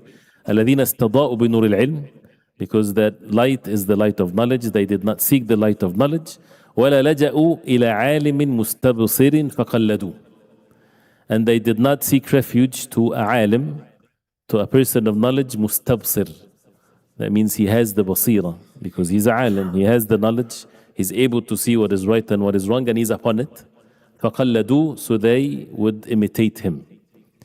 So فلا مستبصرين ولا متبعين لمستبصر. They don't have the basira, they don't have the knowledge, they don't have the proper seeing things of right and wrong and then following it, and they don't even follow mustabsir. They don't follow someone that has the basira.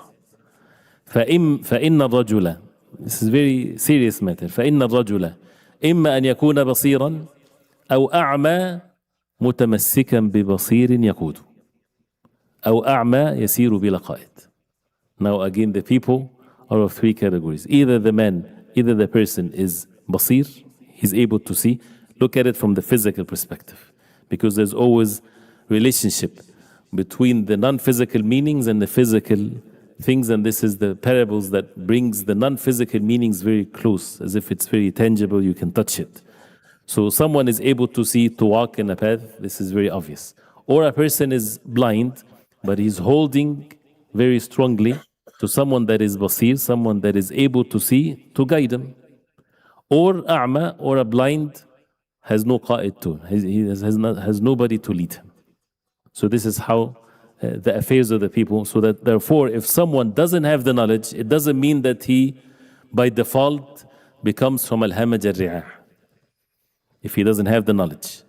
But what is the obligation upon the one that doesn't have the knowledge? The least that a person has to have is to have a basir, someone that is able to see, a alim that he follows, that he trusts his knowledge and his religion, and then not to deprive himself from being a muta'allim ala sabili najah. So this is the hamaj al-ri'a', they did not even do that.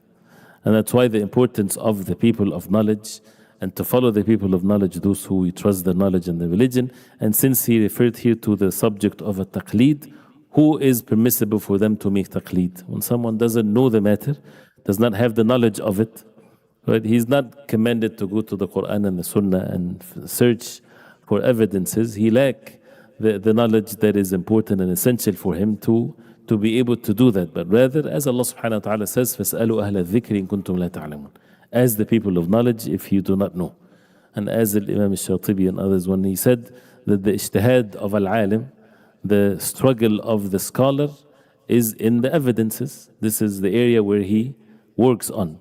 And the ijtihad of al-ammi, the ijtihad of the masses, in getting to know the scholars, so that they would see what is right and what is wrong. So after these three categories that he talked about, al-alim, al-rabbani, and the different meaning of al-rabbani, wa muta'allim ala sabili al-najah, and al-hamaj al-ri'a', one of the benefits of these types of classifications, again, that a person choose the path that he wants to take. And definitely it shouldn't be the last one, but should be the second to reach the first. And to humble oneself, to be constantly on the path of learning, ala sabil al-najah, to save oneself from the punishment of Allah subhanahu wa ta'ala.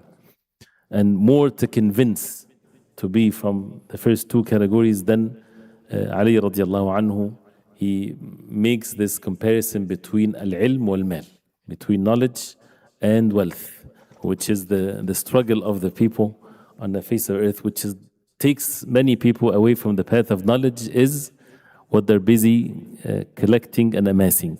Because seeking knowledge is you seek to increase and to gain knowledge, versus gaining materialistic things in this life. And it doesn't have to be either or, but people understand the value of money. They understand the value of materialistic things. But many of them, they don't understand the value of al-ilm. Which is more valuable? Seeking knowledge or seeking money? It doesn't mean that not to seek the means, which is seeking money. This is an essential part of life. But from the perspective, which is a goal and which is a mean? Which is more important and more virtue and better for the person in this life and the hereafter? Al-ilm, qawlan wahidan, no doubt about this whatsoever. And not the opposite. So, and again, for each and everyone, at least the obligatory knowledge for a person to seek, and then to keep on taking the path of knowledge. So he says here, and this is what he's going to spend some time describing, he says, قوله رضي الله عنه العلم خير من المال العلم يحرسك وأنت تحرس المال. The knowledge is better for you than المال. And المال كل ما يتمول, anything that has value to it. العلم يحرسك. The knowledge guards you وأنت تحرس المال, and you guard your wealth. Right? So the knowledge, when you have the knowledge, even though you guard your knowledge by keeping it in your heart, by acting upon it, by increasing it, and in reality it's guarding you from deviation and from slipping away. But al-wealth, the al-mal, you are supposed to guard the wealth. And the more the person has money, the more that he has more concern of how to guard it. He says, يعني أن العلم يحفظ صاحبه ويحميه من موارد الهلكة ومواقع العطب. The knowledge guards the owner of it, protect him from the things that would lead him to his destruction and the places that ruins him. فإن الإنسان لا يلقي نفسه في هلكة إذا كان عقله معه. The human beings would never fall himself into destruction if his aql is with him. If his intellect and reason with him, he won't just jump into the ocean without means to protect himself. What prevents him is his aql. ولا يعرضها لتلاف إلا إذا كان جاهلا بذلك لا علم له به. And he would never expose himself to ruin it unless he's ignorant about it, does not have knowledge of it whatsoever. فهو كمن يأكل طعاما مسموما, is like someone eating a poisoned food. فالعالم بالسم وضرره يحرسه علمه. The one that has the knowledge of the poison and the harm of it, his ilm, his knowledge is guarding him, what prevents him from eating. ويمتنع به من أكله. والجاهل به يقتله جهله. The one that is ignorant about the poison, his ignorance will kill him before the poison kills him. Is his ignorance. Because it's if he's not forced to eat it, what made him eat the poisoned food is the fact that he is ignorant about it. So what protected him, what saved him, is the ilm. فهذا مثل حراسة العلم للعالم. أو فهذا مثل حراسة العلم للعالم. This is the example of how the ilm protects the person that carries it. So al-alim is the carrier of the ilm. وكذا, to convince us more with more examples, وكذا الطبيب الحاذق يمتنع بعلمه من كثير ما يجلب له الأمراض والأسقام. The clever doctor, he would prevent himself with his knowledge from many of the things that would bring diseases to him.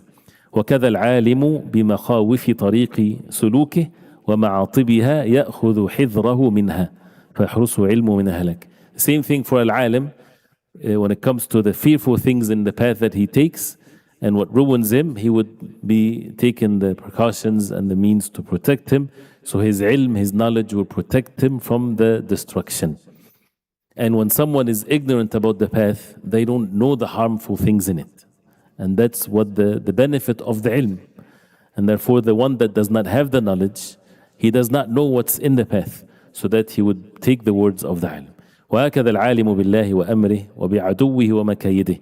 This is how the one that knows Allah subhanahu wa ta'ala and the commands of Allah, knows the enemies of Allah, the plots of shaitan, ومداخلها العبد, and the way that he attacks the abd. يحرسه علمه, his knowledge will protect him from وسواس الشيطان, the whispers of the shaitan, وخطراته, and the whims, وإلقاء الشك والريب, and the doubts that he puts in, والكفر في قلبه, and the disbelief in his heart. فهو بعلمه يمتنع من قبول ذلك. With his knowledge, he is protecting himself, stopping himself from accepting that. فعلمه يحرسه من الشيطان. His knowledge protects him from, secures himself from the shaitan. فكلما جاءه ليأخذه صاح به حرس العلم والإيمان فيرجع خاسئا خائبا. Shaitan, he never gives up. He is pushy, ملحاح, بطيء اليأس, and he keeps on calling us with every breath we take and every chance he gets. So when someone has knowledge and the shaitan calls on him to take him, the guards of knowledge and al-iman would protect him. So the shaitan goes back defeated, خائبا. وأعظم ما يحرسه من هذا العدو المبين العلم والإيمان. The most important thing that protects him from this clear enemy, and the clarity of the enmity of the shaitan is very clear, because it's stated where? In the Quran and the Sunnah. So it comes with ilm.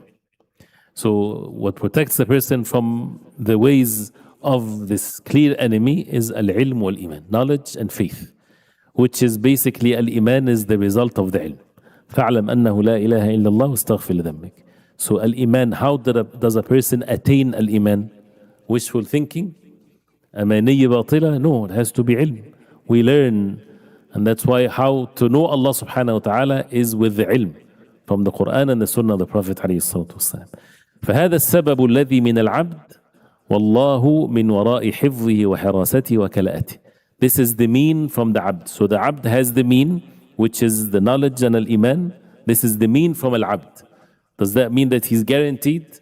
We need the help from Allah. And Allah subhanahu wa ta'ala is the one that protects him and guards him and provides for him. فَمَتَى وَكَلَهُ إِلَى نَفْسِهِ طَرْفَةَ عَيْنٍ تَخَطَّفَهُ عَدُوٌ. With all of that, if Allah subhanahu wa ta'ala leave him to himself, leave that abd, the slave of Allah, to himself, for a blink of an eye, the enemy will snatch him away.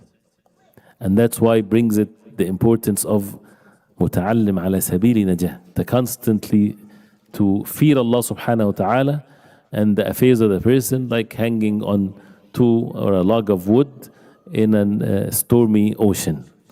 To keep on that level of seeking protection from Allah subhanahu wa ta'ala. And again, it goes back to the dhikr that the Prophet ﷺ were taught to say that in the morning and in the evening. يا حي يا قيوم أصلح لي شأني كله ولا تكلني إلى نفسي طرفة عين.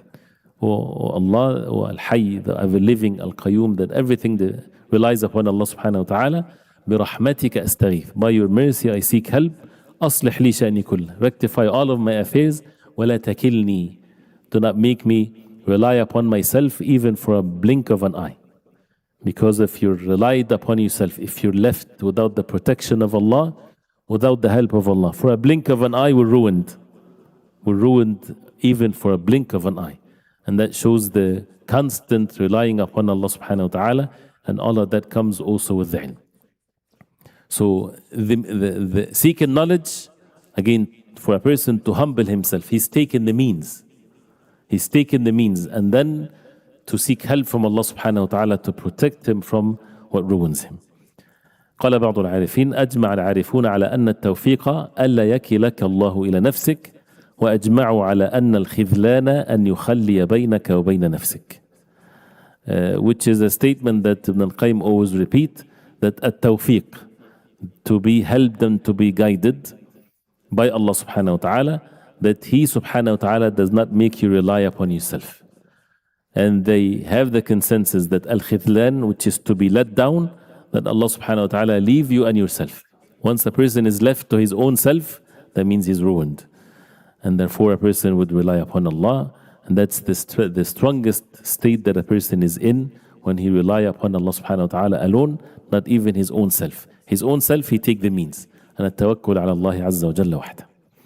So this is with regards لم يستضيئوا بنور العلم ولم يلجأوا إلى ركن وثيق, the importance of knowledge and how al-hamaj al-ri'a, they overlook the knowledge, and the knowledge to them, it's something that is insignificant. And the issue of the wealth, and of course, which is the next thing that we started already, which is the comparison between al-ilm wal-mal. So al-ilm يحرسك وأنت تحرس المال. The knowledge guards the person.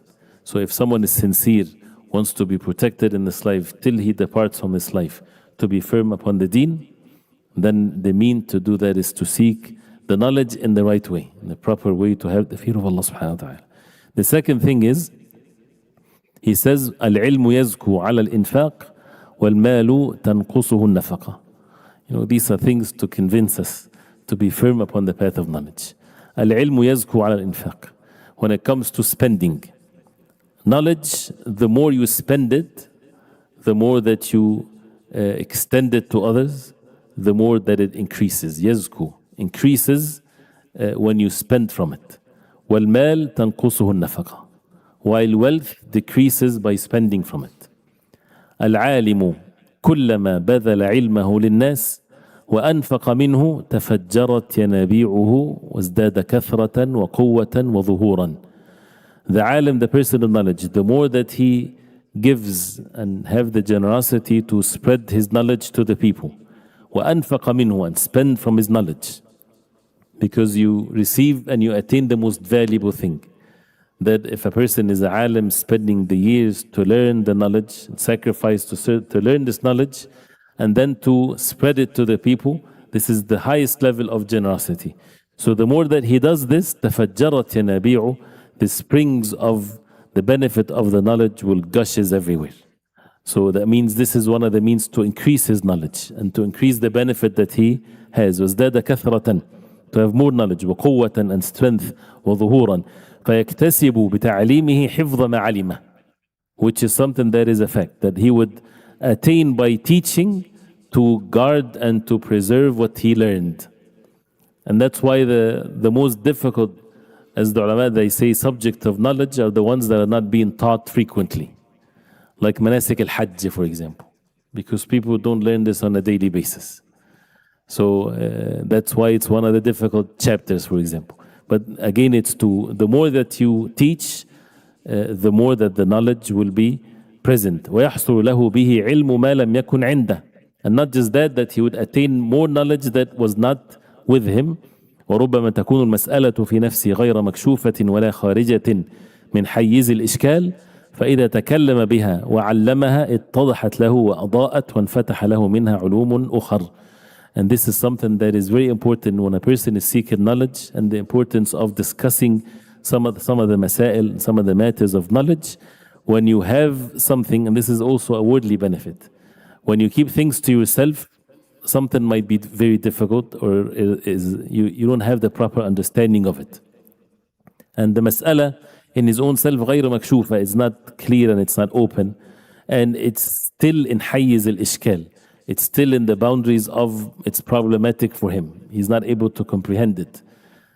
فإذا تكلم بها, but this is not the initial stage that he gets to seek knowledge. You learn first, and you humble yourself to learn, and you ask questions, and so on. And then it's still not yet comprehended, but one of the means to attain the knowledge of it after the proper way of seeking it, إذا تكلم بها, when you speak about it, وعلمها, and you teach it, but of course you have to teach what you know.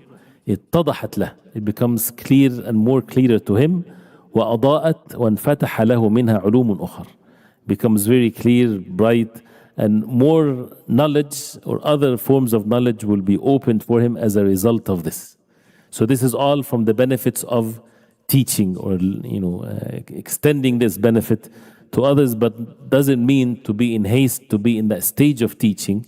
And again, we go back, because there's no contradiction to all of what is mentioned. The goal of ilm is not to teach, but rather to save oneself. So it's not a worldly gain, but it's also from the sincerity of saving oneself and saving others, means to save others by teaching them. خيركم من تعلم القرآن وعلمه. The best among you those who learn the Quran and taught it to others. And the benefits and the barakah of teaching, that it opens ways and understandings and benefits that no one can really comprehend the end of it. So this is part of the ilm increases the more that you spend it, not that you hide it from others, thinking that so that they don't have what I have, for example, something like this, which is the people of wealth might do these types of things. وأيضا, in the worldly aspect of things, sometimes when people go to work in a place, for example, those who have experience, they might be greedy with their knowledge. They don't want to teach the new one the secrets of things or the experience that they have, so that they don't become superior over them. This is the greedy ways of worldly matters. With knowledge is not the same, and the same thing with worldly things. The person, the more he's generous, the more Allah subhanahu wa ta'ala will bless his knowledge, even in worldly matters. So you can imagine then when it comes to the knowledge of the deen of Allah. وأيضا فإن الجزاء من جنس العمل. The principle of al-jaza, the recompense, is from the same sort of deed. فكلما علم الخلق من جهالتهم جزاه الله بأن علمه من جهالته. That the more the person teaches the people from their ignorance and transform them from being ignorant to know, to have the knowledge, Allah subhanahu wa ta'ala would reward him that he would teach him from his ignorance. Al-jaza min jins al-amal. The reward is given from the same sort of deed that you do. You teach others so that you can lift this state of ignorance from them. Allah subhanahu wa ta'ala will do the same for you. كما في صحيح مسلم من حديث عياض بن حمار عن النبي صلى الله عليه وسلم أنه قال في حديث طويل وأن الله قال لي, that Allah subhanahu wa ta'ala said to me in a long hadith, أنفق أنفق عليك, أنفق أنفق عليك, spend, I will spend on you. Opposite to what people think. If you spend, the shaitan will say your money will be less. who spend for the sake of Allah, Allah subhanahu wa ta'ala will spend on you. And by the way, anfiq not just in charity, also for anything that is benefiting or family dependencies. He says, وَهَذَا يَتَنَاوَلُ نَفَقَةَ الْعِلْمِ. This is included in this is the nafaqa, is the spending of the knowledge. فإما بلفظه, either with the word itself, because it's أنفق here مطلق, it's in a general sense, أنفق, spend. So either with the word of it, وإما بتنبيهه وإشارته وفحواه, or what it refers to or points to. So أنفق أنفق عليك, spend, I will spend on you. So this is like as if it's the zakah of one's knowledge, is to teach others and to seek help from Allah subhanahu wa ta'ala. ويقول ولزكاء العلم ونموه طريقان. There are two ways to increase one's knowledge. تعليمه, that's number one, to teach it. والثاني العمل به, is to act upon it. And of course, تعليمه without acting upon it, it's a problem, it's an issue here. But what if a person is not acting upon his knowledge in a matter? Should he not teach it? No, he should still teach it. But that should be the mean for him to act upon it. Right? So nothing should prevent him if he has the means, but he needs to work on himself to act upon knowledge. And it's as simple as when we learn how to, when we say aqimus salah, establish the salah, and we say with perfect khushu' and devotion, does it mean that the speaker, he's perfectly, his salah, every time he makes salah, he perfects his salah? And if he sees that he's not perfecting his salah, that means, okay, no teaching for the people to make khushu'? Of course not. So we have to teach, and when you teach the ilm, you teach what is perfect. And that's what the Sahaba radiallahu anhum feared for themselves the most, this nifaq al-amali, the practical hypocrisy that they feared for themselves. The Sahaba, they were not talking about when Umar radiallahu anhu would go to Hudayfa radiallahu anhu to ask him, did the Prophet named me among the hypocrites? As the ulama, they say he was not talking about the major hypocrisy. That means he has kufr inside and he's pretending to be a Muslim. No, it's the fact that whenever we speak about what is perfect. And then when we look at our actions with the weaknesses and deficiency, and the more the person gains knowledge, the more that he would see his weakness and deficiency. So two paths are to be taken, and the amal, this is a person's responsibility. So تعليمه and والثاني العمل به. فإن العمل به أيضا ينميه ويكثره. The more the person acts upon the knowledge, that increases the knowledge. ويفتح لصاحبه أبوابه وخباياه, and opens gates and hidden things. And that's why the most successful people of knowledge, especially at times of fitan, are those who are most in their amal and their ibadah, that is the effect of the knowledge. And that protects them from slipping away in the fitan. وهذا لأن تعليمه والعمل به هو التجارة فيه. To teach it and to act upon it, this is the trade now. فكما ينمو المال بالتجارة فيه كذلك العلم. Same way that your money will be increased with tijara, with trade, the same thing with matters of al-ilm. So this is with zakatul ilm, the increase of the knowledge with spending from it. And that we don't take it like this in an extreme way, but rather also to ask the people of knowledge of when to teach and what to teach and what level, so that the person, once he leaves the path of knowledge, there's a fitna in teaching. And once a person teaches, he feels that he's done. He does not need to seek knowledge anymore.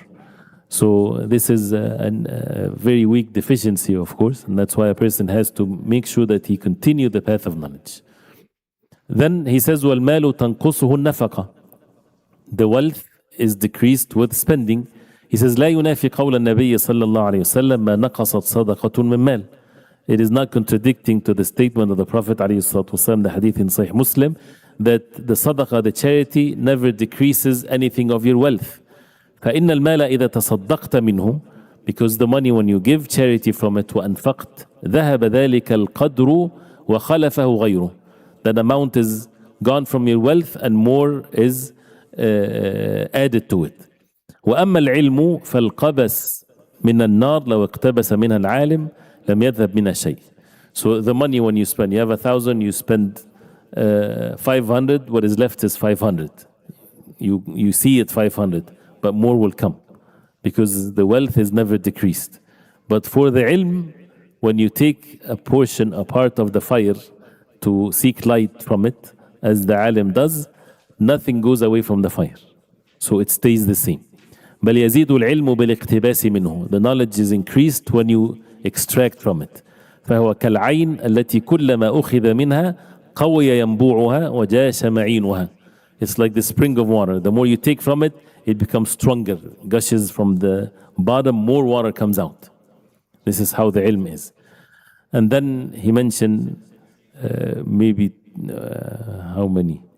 30 or more.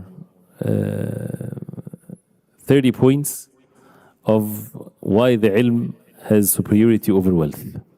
So since this is mentioned by Ali radiallahu anhu. So briefly, number one.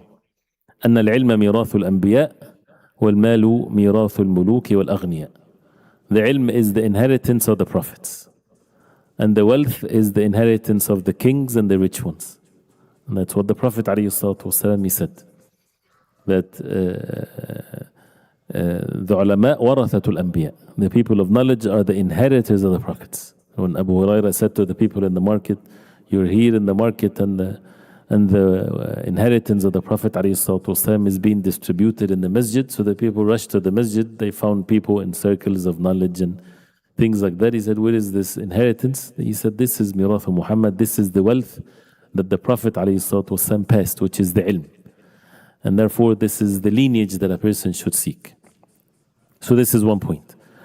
أن العلم يحرس صاحبه وصاحب المال يحرس ماله. The point that he mentioned, that the knowledge guards its people, صاحبه, the one that has it, and the wealth, the person has to guard it.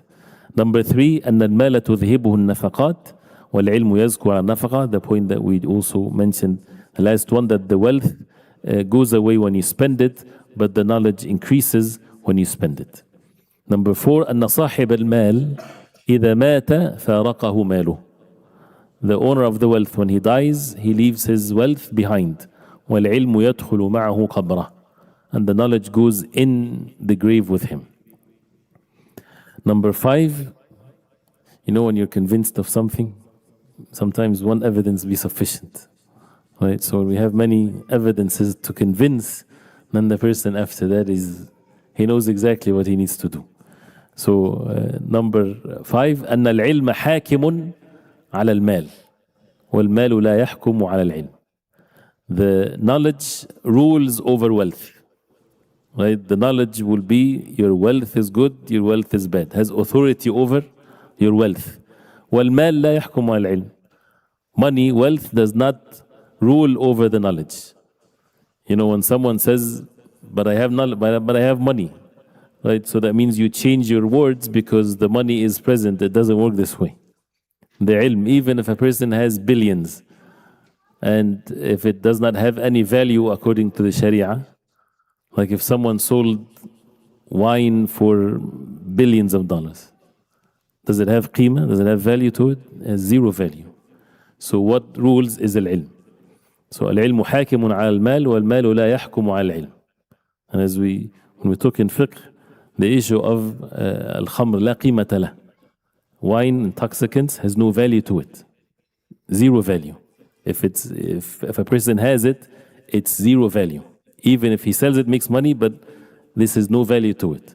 And there's ahkam that applies as a result of that. Number six, أن المال يحصل للمؤمن والكافر والبر والفاجر والعلم النافع لا يحصل إلا للمؤمن. Wealth is attained by the believer, the disbeliever, the righteous one, the wicked one, but the benefiting knowledge is only attained by the believer. And again, العلم النافع, what is benefiting in itself and benefits the individual and he's acting upon it. Otherwise, as we said, if the ilm is not sought for the sake of Allah, this is sabil al-halak. This is one of the paths of the hellfire. And number seven, أن العالم يحتاج إليه الملوك فمن دونهم وصاحب المال إنما يحتاج إليه أهل العدم والفاقة. The alim, the people, the person of knowledge, the muluk, the rulers and the kings, they need him. And those who are less than them. But the owner of the wealth, only those who have nothing or those who are poor, they are the ones that need the person of knowledge. So that means everybody needs the people of knowledge. And that's why also, if you want to see whether we are in a good times or not, see the value of knowledge among the people and the value of the people of knowledge among the people. And that's, if the people of knowledge are not valued by the people, this is a sign of fitan. And the deaths of the ulama are musiba, calamity, which is also signs of fitan and tribulations and confusion. Number 8, أن النفس تشرف وتزكو بجمع العلم وتحصيله وذلك من كمالها وشرفها. النفس, human being, his soul تشرف, become honored and purified with amassing and collecting the knowledge and تحصيله and to attain it. وذلك من كمالها وشرفها. This is how the perfection of oneself. You perfect yourself, the more knowledge that you have, that is the knowledge and the actions. والمال لا يزكيها ولا يكملها ولا يزيدها صفة كمال. Wealth does not honor the person, does not purify him, does not perfect him, does not increase anything in him. But you see how the lack of knowledge confuses things. So when people start to honor the people of wealth just for the fact that they have lots of money, so they receive more respect and they think that they are the people to be followed and they have authority over the people, that's a sign of ignorance of the people. Not just the people of wealth, it's the ignorance of those who would look up to someone just because he have wealth. When they would look down upon someone who has knowledge but he does not have wealth. So this is a sign that whether people are ignorant or they have the proper knowledge. بل النفس تنقص. And this is, if a person think for less than a minute, he would see that how clear the matter is.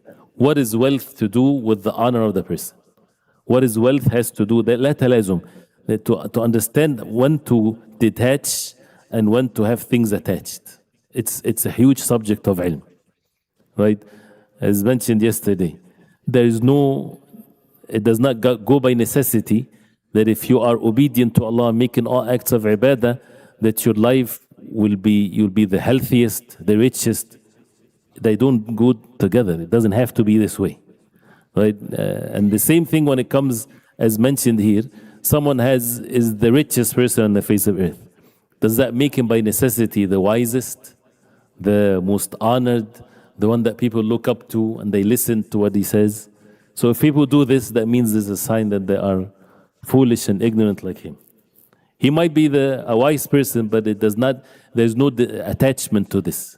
This is completely detached from one another. So he says, بل النفس تنقص وتشح وتبخل بجمعه والحرص عليه. But actually, if a person is having greed and keeps on running after wealth, that decreases the nafs, makes the person dishonored because he becomes so greedy in this life. فحرصها على العلم عين كمالها. For the person to seek knowledge, this is the real kamal and perfection. وحرصها على المال, the greediness with knowledge, with wealth, is عين نقصها, is the real decrease and deficiency of the nafs. So عين الكمال, the greediness to seek knowledge. عين النقص, the real decrease or deficiency, is the greediness with wealth. So this is one of the things to compare wealth with knowledge. التاسع, and by the way, as you see here, again, part of the lack of knowledge is when someone to say, okay, poverty is such a great thing. People need to depend on others. No aqil would ever say that. So just to take care of this. It doesn't mean that to condemn wealth, but once you put something with something else, then it's a completely different way of looking into things, to put things in the right perspective. The ninth point, أن المال يدعوها إلى الطغيان والفخر والخيلاء والعلم يدعوها إلى التواضع والقيام بالعبودية. The wealth calls the nafs, calls the person to transgress, to have pride of oneself, arrogance, to look down upon others. That's what a person is called. But if he has ilm, and that's why there's the relationship between ilm and knowledge, the ilm would humble himself. And of course, all of that also related to the hadith of the Prophet ﷺ, إِنَّمَا الدُّنْيَا لِأَرْبَعَةِ نَفَرٍ. The dunya is basically to 4 types of people. And these 4 types of people are based on knowledge and wealth. So, and the hadith, the highest one, someone Allah subhanahu wa ta'ala gave him knowledge and wealth. And then you make the relative thing. We'll talk about the hadith later, inshallah ta'ala. But just to be or to carry this with us. So, an-nafs tashruf, with the nafs is honored. I mean, the nafs or the wealth calls the person. Why then, when there is abundance of wealth, there is warnings? Because when a person is poor, everybody wants to lift himself from the state of poverty. But when someone is having so much wealth, this is grounds for distractions. So it's not to be condemned, but for the person to make more effort and to be cautious so that he does not get driven away from what is good. It's a ni'mah from Allah, a great favor from Allah, and this can take the person to the highest level if he would deal with his wealth with ilm, with knowledge. And that's why if he has the hikmah, the wisdom, which is the knowledge and the wealth, what happened? The knowledge would rule over his wealth and he would spend it for the sake of Allah and spend it accordingly. Otherwise, it's the worst level is when someone doesn't have the knowledge and he has wealth. That means he would spend it in all kinds of evil things, whether he knows or he doesn't know. The 10th one, أن العلم حاجب موصل لها إلى سعادتها التي خلقت لها والمال حجاب عنها وبينها. The ilm is hajib, in some of the book versions is jadib. So the knowledge is hijab, like conceals the person. موصل لها إلى سعادتها, takes the person to its happiness. التي خلقت له. The knowledge takes the person to the happiness that we're created for, to the Jannah of Allah. Or jadib, pulls the person. والمال حجاب, the money is hijab, conceals the person from the sa'ada, because the desires, as the hadith of the Prophet ﷺ, حجبت الجنة بالمكاره وحجبت النار بالشهوات. The fire is concealed with desires. So when someone has more money, that means it's easier for him to fulfill more of his desires. So it becomes easy for him to go to the hellfire unless he has the knowledge to take him away from that. With the ilm, it takes the person to the happiness. And number 11, أن غنى العلم أجل من غنى المال فإن غنى المال غنى بأمر خارجي عن حقيقة الإنسان. The richness, غنى, of the knowledge is more exalted than the richness of wealth. فإن غنى المال, because the richness of wealth, غنى بأمر خارجي عن حقيقة الإنسان, something external from the reality of the human beings. The wealth is not him, it's something outside of him. لو ذهب في ليلة, if all of this wealth is gone in one night, what happened to that rich person? أصبح فقيرا معدما. He becomes poor, have nothing. His situation changes completely because it's something external from him. وغنى العلم, the richness of knowledge, لا يخشى عليه الفقر. He does not fear poverty. بل هو في زيادة أبدا. He constantly increasing it. فهو الغنى العالي حقيقة. This is the highest level of richness and reality. كما قيل غنيت بلا مال عن الناس كلهم وإن الغنى العالي عن الشيء لا به. I was rich without money from all of the people. And this is not for a poor person just to make it easy for himself because he's poor. No, this is a reality in the heart. And the highest level of al-ghina, or richness, is to be not in need of something, not to have it, right? What's the richness is when you don't need to depend on others. So when someone, the real rich one is the one that doesn't need something. As they say, if you want to be the richest person, remove all of these different needs in your life.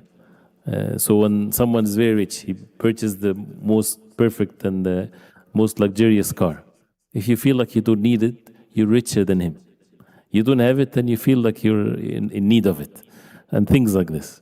So this is the external part of the wealth versus the internal part of the knowledge, which makes the person on the highest level of richness. And this is what the Prophet ﷺ, that he said, al-ghina ghina nafs. He defined al-ghina. The Prophet ﷺ defined richness to be the richness of oneself. Number 12, أن المال يستعبد محبه وصاحبه. The wealth يستعبد makes enslaves the one that loves it and the owner of it. فيجعله عبدا له. The wealth makes the person a slave to him. كما قال النبي صلى الله عليه وسلم, as the Prophet صلى الله عليه وسلم said, تعس عبد الدينار والدرهم, the hadith. He is ruined, the slave of the dinar, the slave of the dinar, the dirham, dollars, and so on. He's abd to it. And the Prophet ﷺ explained the signs of that. In أعطي رضي وإن لم يعطى سخط. If he's given, he's pleased. If he's given wealth, he's happy, pleased. The favors of Allah, Allah subhanahu wa ta'ala bestows favors upon me like this. And if he's withheld from him any of the goodness, سخط, he becomes angry. So he is enslaved with it. وَالْعِلْمُ يَسْتَعْبِدُهُ لِرَبِّهِ وَخَالِقِهِ. And the ilm make you abd to Allah, your Lord, the one that created you. فَهُوَ لَا يَدْعُوهُ إِلَّا إِلَى عُبُودِيَّةِ اللَّهِ وَحْدَهُ. Because the knowledge call you to be abd to Allah subhanahu wa ta'ala alone. Number 13, so the issue of being enslaved. Number 13, أن حب العلم وطلبه أصل كل طاعة. The love of knowledge and to seek it is the foundation, is the root for every obedience to Allah. Because without the ilm, there is no ta'ah to be done in the right way. وحب الدنيا والمال وطلبه أصل كل سيئة. And the love of this world and wealth and to seek it is the root for every sin. If you search what the root of the sin is, the love of this dunya over the hereafter, versus the love of knowledge, which is the knowledge of the hereafter, which is the knowledge of the deen, which is the foundation of every ta'ah. Number 14, أن قيمة الغني ماله. القيمة, the value of the rich is his money. The value of the rich person is his money. وقيمة العالم علمه. And the value of the scholar, the person of knowledge, is his knowledge. فهذا متقوم بماله. So the first one, متقوم, his value, if you want to assess the value of something, what's the value of this building? So the value of a person that is rich is by how much he's worth. That's why when they say so and so he's worth that much, that's the money that he has. فإذا عدم ماله, if his money is gone, عدمت قيمته. If his money is gone, his value is gone. He is no value whatsoever. فبقي بلا قيمة, so he stays without any value. والعالم لا تزول قيمته. The other side, the alim, his value never goes away. بل هي في تضاعف وزيادة دائما, always increasing and multiplied. And as also Ali radiallahu anhu, he said, قيمة كل امرئ ما يحسنه. The value of every person is what he's good at. If you want to know your value, see what you are good at. And also it means if you are upon something, do it good, because that means you're a good person. So if you're working even in your job to be whatever halal job, while you're working, be the best in that moment of doing your job, because this is your value. When you're doing what you're busy with in the perfect way, this is how valuable you are. Then he says, number 15, أن جوهر المال من جنس جوهر البدن. The jawhar is the essence. The essence, and they talk about it, the deviance in some deviant ways. But the essence of the wealth is from the same kind of the essence of the physical body. And the physical body is made of what? Mud.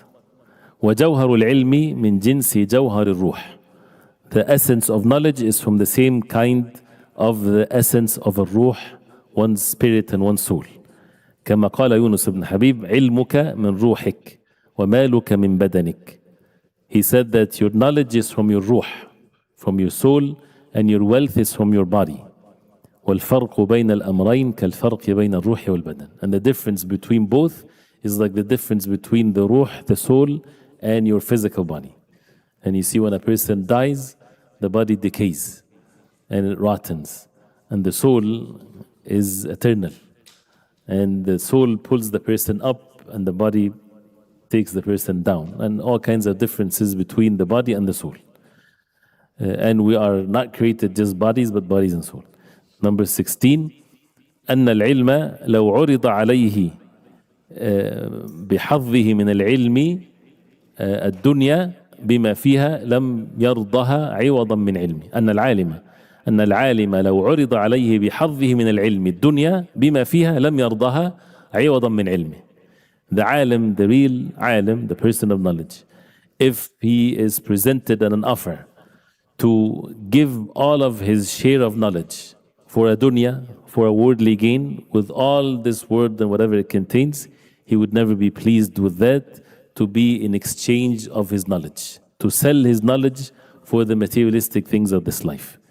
And a person can easily do that. يَبِيعُ دِينَهُ بِعَرَضٍ مِّنَ الدُّنْيَا is one of the signs of the fitan, when someone sells his religion by an apparent thing of this worldly life. So a person can reach the state of being a alim, but he sells all of his knowledge in return to some position or wealth or status by compromising his deen. But the al-alim al-rabbani, if the entire dunya is presented to him to give away his knowledge, he would never be pleased to do that. وَالْغَنِيُّ الْعَاقِلِ, and the rich person that is wise, إذا رأى شرف العالم وفضله وابتهاجه بالعلم وكماله به يود لو أن له علمه بغناه أجمع. Now he said it in a different way here for al-ghani, someone that has lots of wealth but he's wise. Aqil, according to the definition that one mentioned before. If he sees the honor of the alim, the honor of the person of knowledge and his virtue, وابتهاجه بالعلم, how he's happy and satisfied with knowledge, and how his kamal and perfection is with the knowledge, that al-ghani al-aqil, this rich person that is wise, he would love that if he has the knowledge of that person with all of his wealth. His wealth becomes to him nothing compared to the ilm of the alim. Number 17, أن ما أطاع الله أحد قط إلا بالعلم وعامة من يعصيه إنما يعصيه بالمال. No one obeyed Allah subhanahu wa ta'ala whatsoever except with knowledge. Never the acts of obedience to Allah unless it's based on ilm, not based on ignorance. So it has to be ilm, because it has to be from the Quran and the Sunnah of the Prophet alayhi salatu wassalam. The ilm comes before al-qawl wal-amal. Ilm qabla al-qawl wal-amal. Knowledge comes before speech and action. Why do we make salah? Because of the knowledge of it, and so on. وَعَامَّةُ مَنْ يَعْصِي, and the masses, most of those who disobey Allah subhanahu wa ta'ala, they disobey Allah subhanahu wa ta'ala with al-mal, with wealth, or anything that has value. And it's all means for the sins. Number 18, أن العالم يدعو الناس إلى الله بعلمه وحاله وجامع المال يدعوهم إلى الدنيا بحاله وماله. The alim, the person of knowledge, he invites the people to Allah with his knowledge and his affairs or his state. وجامع المال, the one that amasses the wealth, he calls the people to the dunya by his state and his wealth. When they see him, they want to be like him. And the foolish of them, instead of being grateful to Allah, instead of making dua to Allah subhanahu wa ta'ala for him to bless the wealth of the rich person, they might even fall into sins by envying him and by wanting to be like him no matter what is their affairs. Number 19, أن غنى المال قد يكون سبب هلاك صاحبه كثيرا. The lots of wealth might be one of the means of destruction of the one that has it.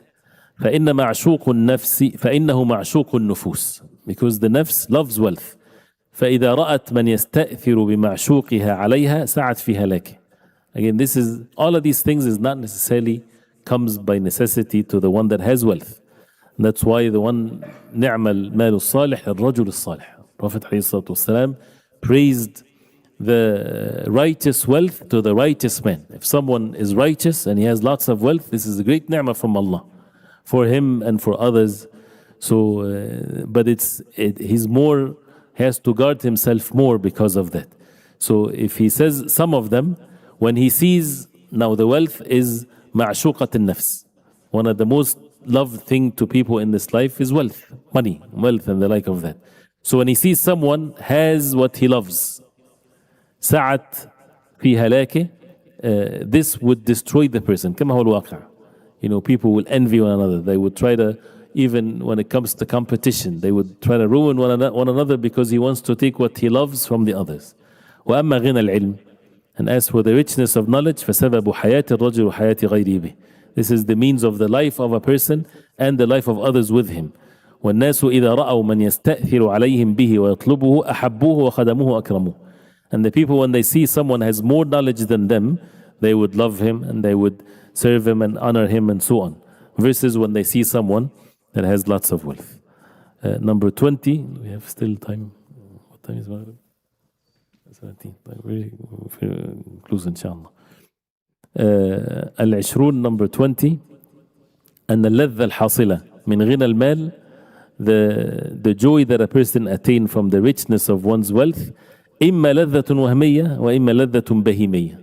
The physical enjoyment, either it's a delusional one, not real, or it's a bahimiyya ladha. Al-bahimiyya, like the animals, and which is the physical desire. فإن صاحبه إن التذ بنفس جمعه بنفس جمعه وتحصيله. فإن صاحبه إن التذ بنفس جمعه وتحصيله فتلك لذة وهمية خيالية. How is it a delusional one? When the enjoyment is the actual amassing and collecting the money. It has a joy to the people of wealth. He wants to be the richest. So the actual collecting the money becomes an enjoyable thing for him. This is a delusion in his ladha, in his enjoyment. It's not a real enjoyment. He's not physically enjoying this. He's just enjoying the fact that he's collecting more money. وإن التذ بإنفاقه في شهواته فهي لذة بهيمية. And if he is enjoying and spending it in his desires, which is again to be sinful, then it's like the animals when they enjoy their desires. وأما لذة العلم فلذة عقلية روحانية. As for the enjoyment of the knowledge, this is an enjoyment of one's aql, one's intellect, روحانية, spiritual. وهي تشبه لذة الملائكة تشبه لذة الملائكة وبهجتها. That looks like similar to the enjoyment of the angels and the happiness of them. وفرق ما بين اللذتين, big difference between the two types of ladha. And the permissible acts of enjoyment, it's by knowledge. So when a person enjoy himself in the halal, the asl of it, the foundation of it is knowledge. 21 أن عقلاء الأمم مطبقون على ذم الشره في جمع المال الحريص عليه. The uqala, the reason or the intellectual ones in every nation, they have consensus to condemn the sharah, the greed and the overwhelming seeking of knowledge in a greedy way. وتنقصه والإزراء به. They look down upon someone like this. ومطبقون على تعظيم الشره في جمع العلم وتحصيله. They all agreed upon that the one that has this zeal always to gain knowledge, there is someone to be honored. ومدحه ومحبته ورؤيته بعين الكمال, and they like him and they look at him in a way of perfection. الثاني والعشرون, we'll stop here because of the salah, and then we continue inshallah. There are 30 actually. Number 22 أنهم مطبقون على تعظيم الزاهد في المال المعرض عن جمعه. The wise ones, they agree upon that when someone, his heart is turned away from wealth, he's higher than that, turning away from having this greed. الذي لا يلتفت إليه ولا يجعل قلبه عبدا له, the one that is not enslaved to it and his heart is not enslaved to it, they exalt such a person. ومطبقون على ذم الزاهد في العلم. And they also agree upon the one that is turning away from knowledge, he is someone to be looked down upon. الذي لا يلتفت أو لا يلتفت إليه ولا يحرص عليه. الذي لا يلتفت إليه. The one, so مطبقون على ذم الزاهد في العلم, they agree upon condemning the one that has zuhd, turning away from knowledge, the one that does not turn to it and does not have the eagerness to seek knowledge. So, and it's to be continued inshallah ta'ala. But again, this is all means, may Allah subhanahu wa ta'ala reward him, to convince us to seek knowledge and to be firm upon the path of knowledge. And the more, one of the, as mentioned before, when you make comparisons, it's one of the signs of intellect is that the person look at it in the right perspective. So that nobody would ask, does that mean we should not seek means of sustenance and wealth? Whoever says this, that means he needs to review what is being said. This is again putting these two valuable things so that the outcome of this is to seek knowledge. Not the outcome of this is to praise being not having wealth. No, it's the outcome of it is to seek the knowledge, and at least the knowledge that is obligatory upon every person. And the zeal of it, this can take the person to the next level by the will of Allah. طيب, we can continue inshallah ta'ala after Salat al-Maghrib. وصلى الله وسلم وبارك على محمد وصحبه وسلم. جزاكم الله خير.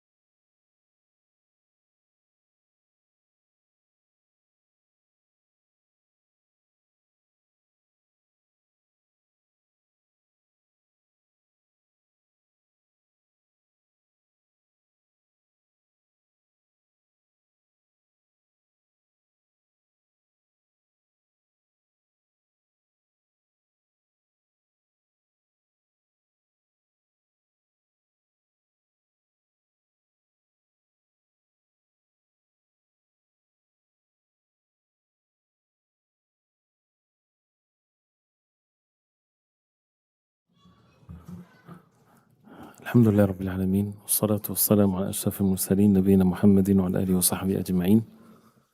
We continue inshallah ta'ala with the wasiyah, with the advice of Ali ibn Abi Talib radiyallahu anhu with regards to matters of knowledge and the virtues of seeking knowledge. And Ibn al-Qayyim rahimahullah explains this wasiyah and we in the point where he made a statement to compare between seeking knowledge and seeking wealth. And he mentioned actually 40 wajh, 40 different aspects of differentiating between seeking knowledge and seeking wealth to show the virtues and the superiority of seeking knowledge. And as mentioned that when you put things in comparison, the purpose of it is to show the importance of knowledge. Not necessarily that a person would overlook the means that Allah subhanahu wa ta'ala created in this life.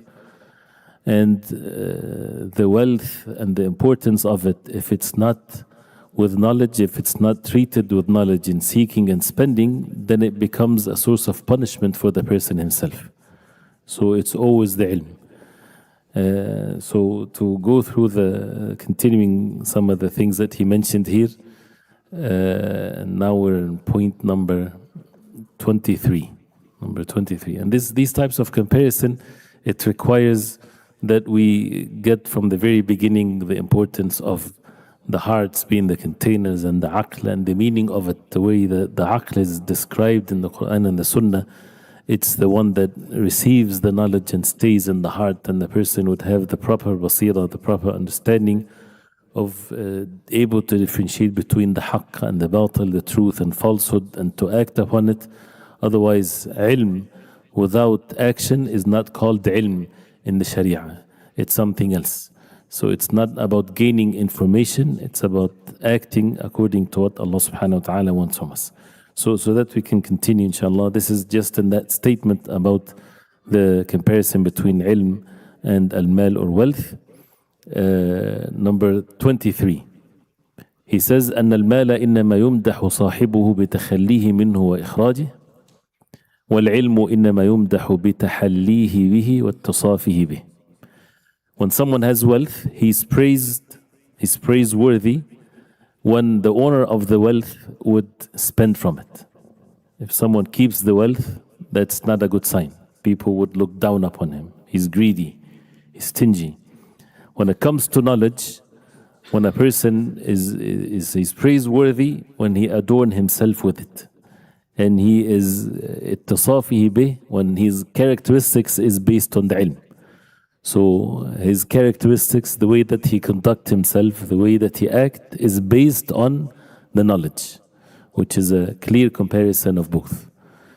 The 24 point أن غنى المال مقرون بالخوف والحزن فهو حزين قبل حصوله خائف بعد حصوله وكلما كان أكثر كان الخوف أقوى وغنى العلم مقرون بالأمن والفرح والسرور. When someone amasses the wealth in this life, مقرون, it's always attached to or has with it fear, grief.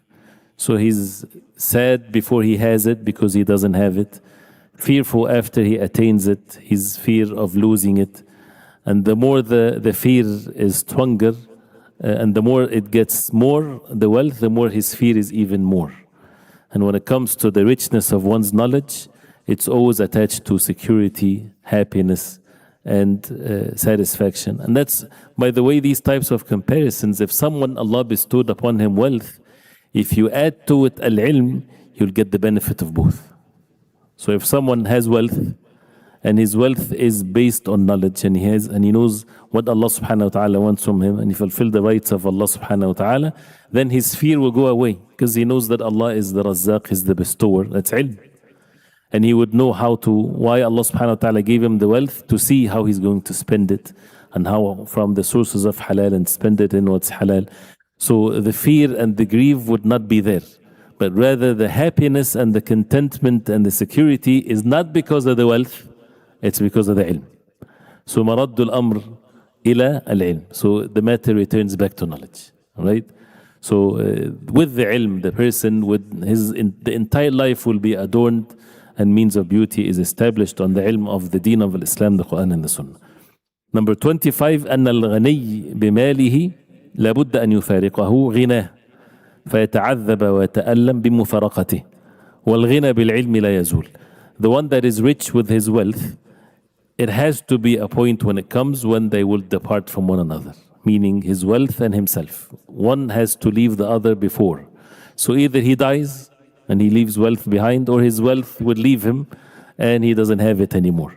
So, and if his concern is the wealth and the materialistic things of this life, it become a source of punishment for him. And he has the pain of when he leaves it. But al-ghina bil-ilm la yazul. The richness of one's knowledge never is departed from the person, it's always there. فَلَا يَتَعَذَّبُ صَاحِبُهُ وَلَا يَتَأَلَّمُ. The one that has the knowledge, he's never punished as a result of that, of the ilm or the knowledge, and he's never in pain. فلذة الغنى بالمال لذة زائلة منقطعة يعقبها الألم. So the enjoyment of the richness of one's wealth is something that is removed. It's an enjoyment that it's not going to be forever and comes after its pain. ولذة الغنى بالعلم لذة باقية مستمرة لا يلحق ألم. And the enjoyment of being rich with knowledge, this is an everlasting enjoyment that no pain comes with it whatsoever. And again, as a reminder, then this is also the mean of making sure that the wealth not becomes a source of punishment for the person if it's maqroon bil ilm, if it's with matters of knowledge, whether a person has it or to ask the people of knowledge. And for those who just came, as you know, that what's mentioned before here is about the three categories of people from another perspective. Either a person is basir or mustabsir ببصير or أعمى لا قائد له. So either a person has the proper understanding and the knowledge that would be with actions, or he's seeking the knowledge from the people of knowledge if he doesn't have the knowledge, or we don't want to be the third category. Someone that is blind has no one to lead him, just he's doing and looking and walking in this life with his own desire, and he thinks that it's his reason and intellect when it's the opposite. Because the aql or the intellect is what is based on the deen of Allah, the Quran and the Sunnah. Number 26, أن استلذاذ النفس وكمالها بالغنى استكمال بعارية مؤداة فتجملها بالمال تجمل بثوب مستعار لابد أن يرجع إلى مالكه يوما ما وأما تجملها بالعلم وكمالها به فتجمل بصفة ثابتة لها راسخة فيها لا تفارقها. Close to what's mentioned before, to seek the pleasure of the nafs when the person's being is enjoying and completing and perfecting oneself with having wealth or rich with wealth, is basically completing oneself or perfecting oneself with something external that has been given.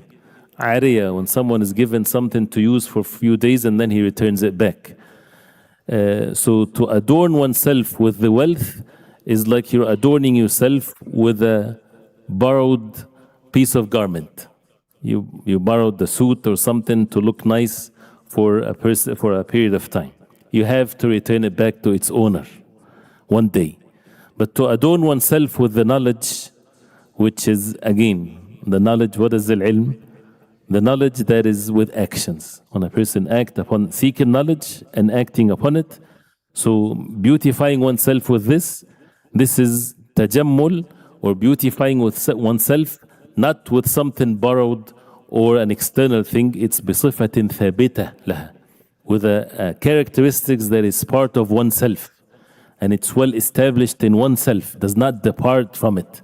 It's you, right? Because we as human beings are nothing but actions. So the person gains the knowledge to act upon it. The external things, this is what is going to be left at a certain point. It's not something, again, as a way of a person even to judge things.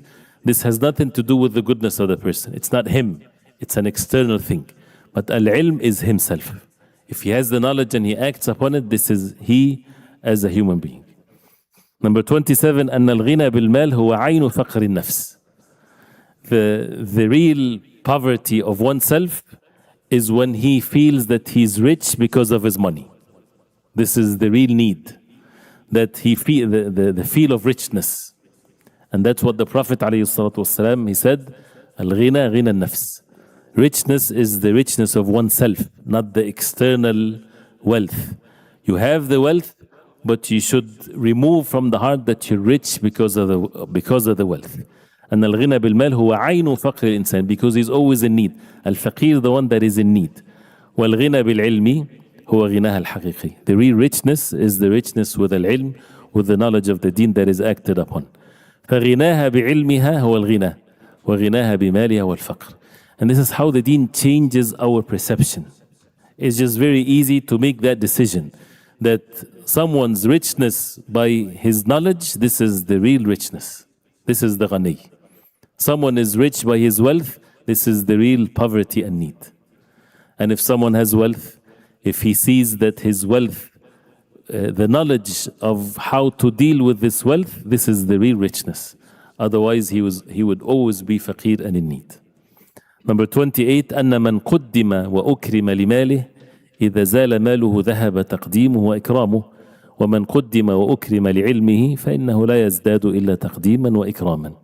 That the one that is, given, sent forward, people respect him or honor him because of his wealth. Once his wealth goes away, that respect also goes away. And this is, again, as we mentioned before, this is the sign of ignorance, when people look or value things based on the materialistic things in this life only. And whoever respected and honored because of his knowledge, this is something that increases with him, meaning the honor and the taqdeem. Number 29, أن تقديم الرجل لماله هو عين ذمه. If you want to condemn someone or humiliate someone, if you honor him because of his wealth, you're basically disservicing him. فإنه نداء عليه بنقصه. This is a deep meaning that when a person is wealthy and you honor him just because he's wealthy, this is basically you're calling him to show that he's weak and deficient. He needs something external for him to be honored, not himself. It's his wealth.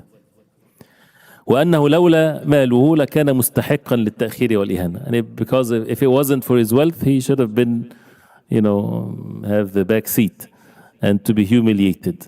وأما تقديم وإكرام لعلمه فإنه عين كماله. And when someone is honored because of his knowledge, this is the real perfection.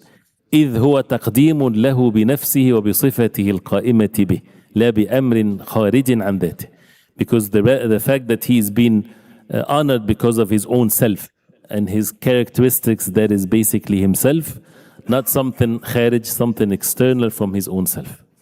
And that teaches us also to value things according to what belongs to oneself versus something external that does not belong to us. So this is how the value of the person is. And that shows the virtues of seeking knowledge and having and acquiring the knowledge to act upon it. Number 30, أن طالب الكمال بغنى المال كالجامع بين الضدين فهو طالب ما لا سبيل له إليه. Now this needs some explanation. That's why we would explain it, that the seeker of perfection and goodness with the richness of wealth is like someone collecting two opposites. So he's seeking something that he has no means to attain it. When you seek something, that means you're going to it. But in reality, you're going the opposite direction when it comes to seeking wealth. How is that? وبيان ذلك أن القدرة صفة كمال وصفة الكمال محبوبة بالذات. القدرة, to have power, this is a good characteristic, something that perfects oneself. And صفة الكمال, the characteristics of kamal and perfection, is something that is loved to oneself. والاستغناء عن الغير أيضا صفة كمال. So al-qudra, the power, the ability to do things, it's something that is beloved to oneself.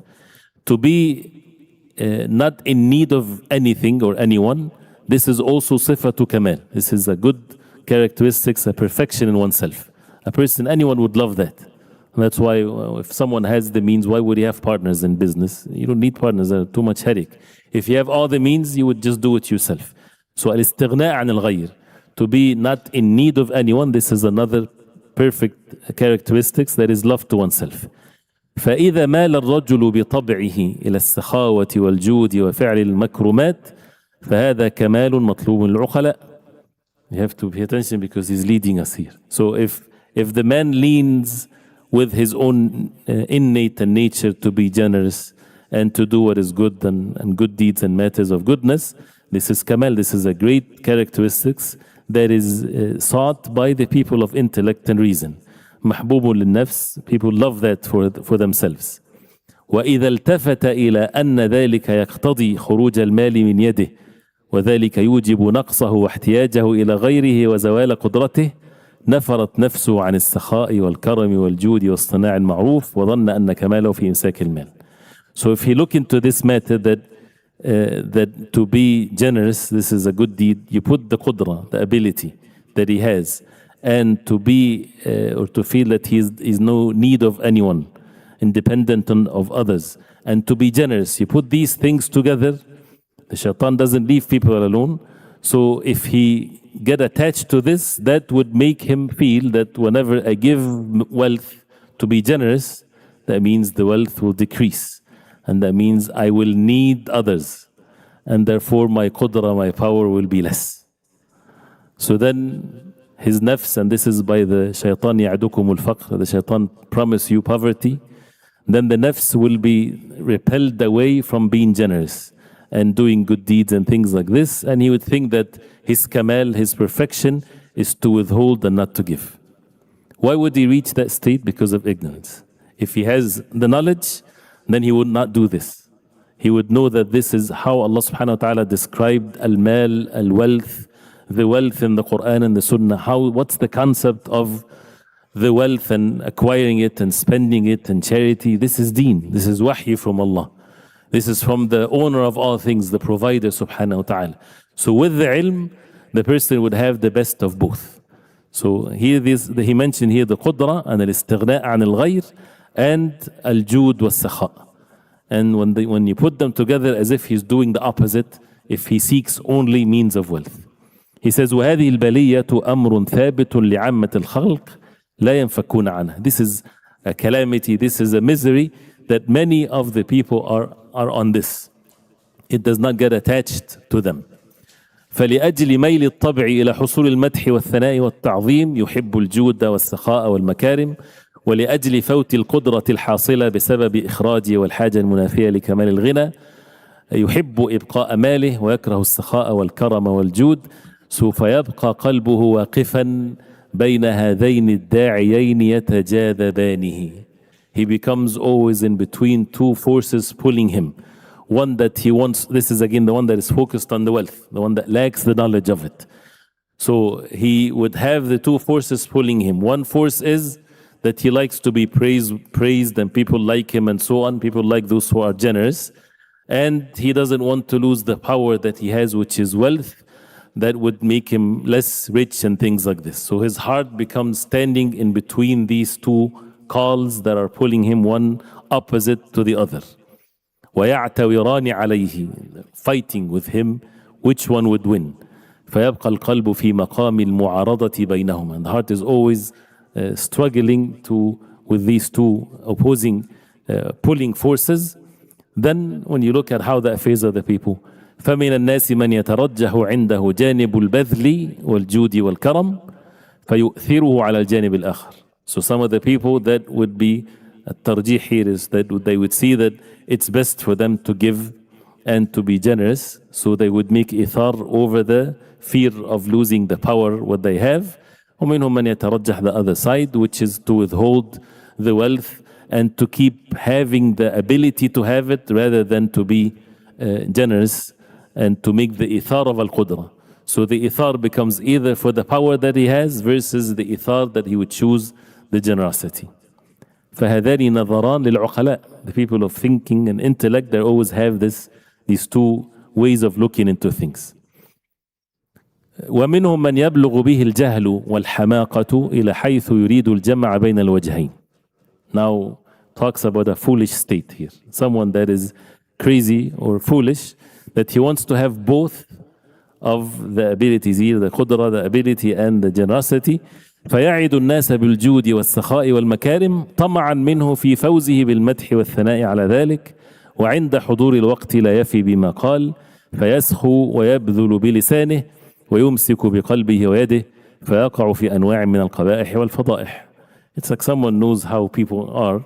So some of them foolishness that they would promise people to be generous, and he would, because he wants to be praised, and once the time comes to give, he does not fulfill his promise. So he's generous only with his speech and not with his heart and with his hand. So he makes himself fall into all kinds of ugly things.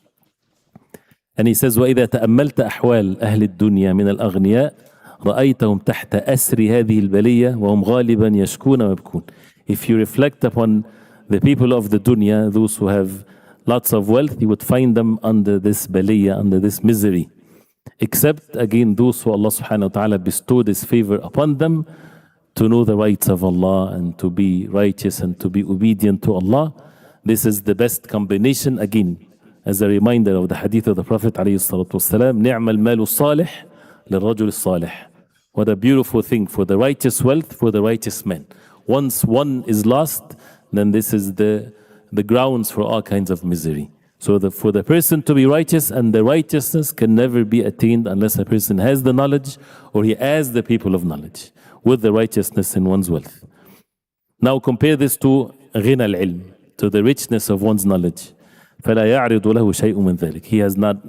He's not going through that struggle whatsoever. بل كلما, even if he has wealth, that struggle is removed because of the ilm, because of the knowledge. بل كلما بذله ازداد ببذله فرحا وسرورا وابتهاجا. The more he spent from his knowledge, the more that he's happy and content. والعالم وإن فاتته لذة أهل الغنى وتمتعهم بأموالهم فهم أيضا قد فاتتهم لذة أهل العلم وتمتعهم بعلومهم وابتهاجهم بها.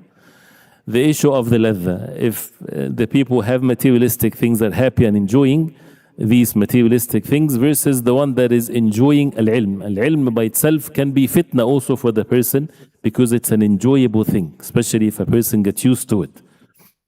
فمع صاحب العلم من أسباب اللذة ما هو أعظم وأقوى وأدوم من لذة الغنى. The joy that a person of knowledge has is far more than the joy of the one that is enjoying what is materialistic.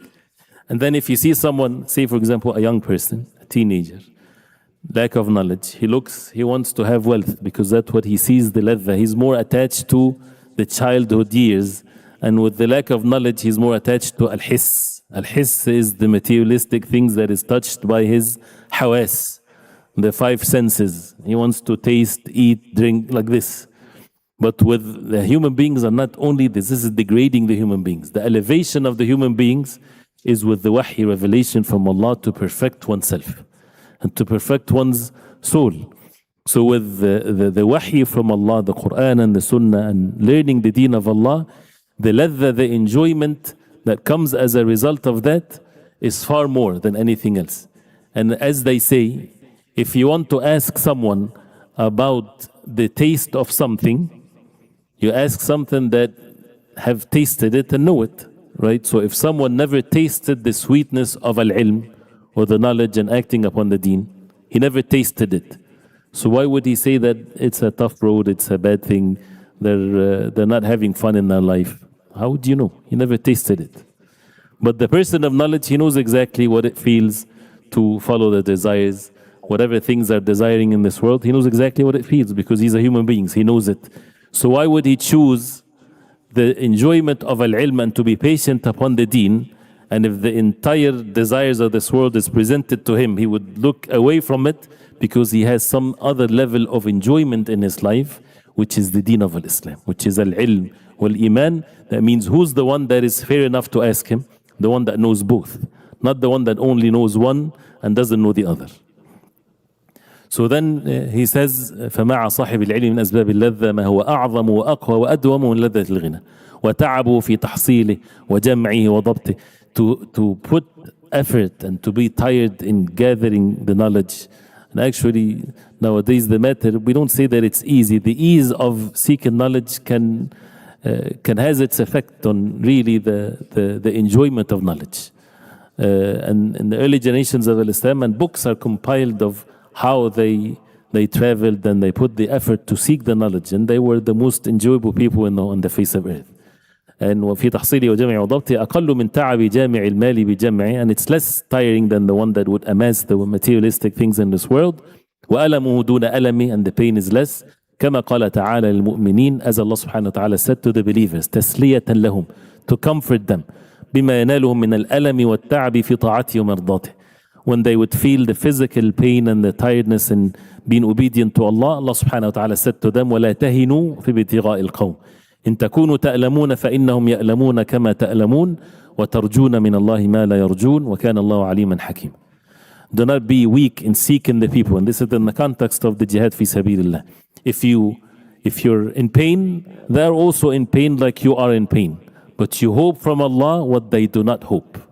So that means you are definitely better than them, and the enjoyment that you have is far more than what they have. وَكَانَ اللَّهُ عَلِيمًا حَكِيمًا. And Allah subhanahu wa ta'ala is the unknower, the most wise. And this light that Allah subhanahu wa ta'ala will put it in the hearts of the believers, something that is tawfiq, completely and pure help from Allah subhanahu wa ta'ala. Number 31. You guys are okay? We'll continue. طيب أن اللذة الحاصلة من المال والغنى إنما هي حالة تجدده فقط وأما حال دوامه. This is a very also it kind of shows the reality of this life, that we know it and people can relate to this, but sometimes you forget. وأما حال دوامه فإما أن تذهب تلك اللذة وإما أن تنقص. The enjoyment that you get from wealth is only when it's being renewed. That means if you get the best car in the world, when is the moment of happiness? When you received it.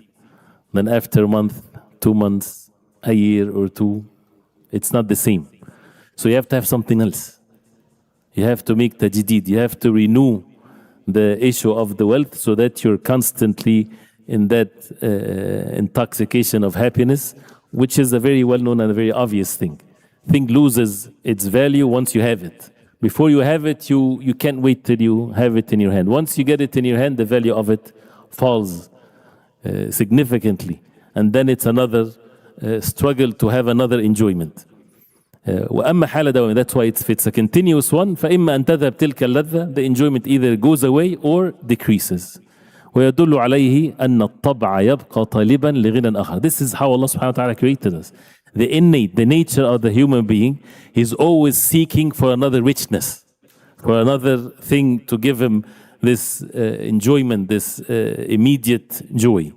حريصا عليه, eager to do it, to have it. فهو يحاول تحصيل الزيادة دائما. This is in the nature of the human beings. You want to always to increase of something. فهو في فقر مستمر غير منقض. He is in a constant poverty that never to be undone. ولو ملك خزائن الأرض ففقره وطلبه وحرصه باق عليه. Even if he owns the treasures of the earth, he's always feel that he is in need. And the uqala, the people of reason, they know that very well. So the one that doesn't have anything, he looks at the one that have a very small amount of thing. Oh, mashallah, I wish I can have this. Once he has it, he's not satisfied with it. He wants something higher. And no one is satisfied in this life.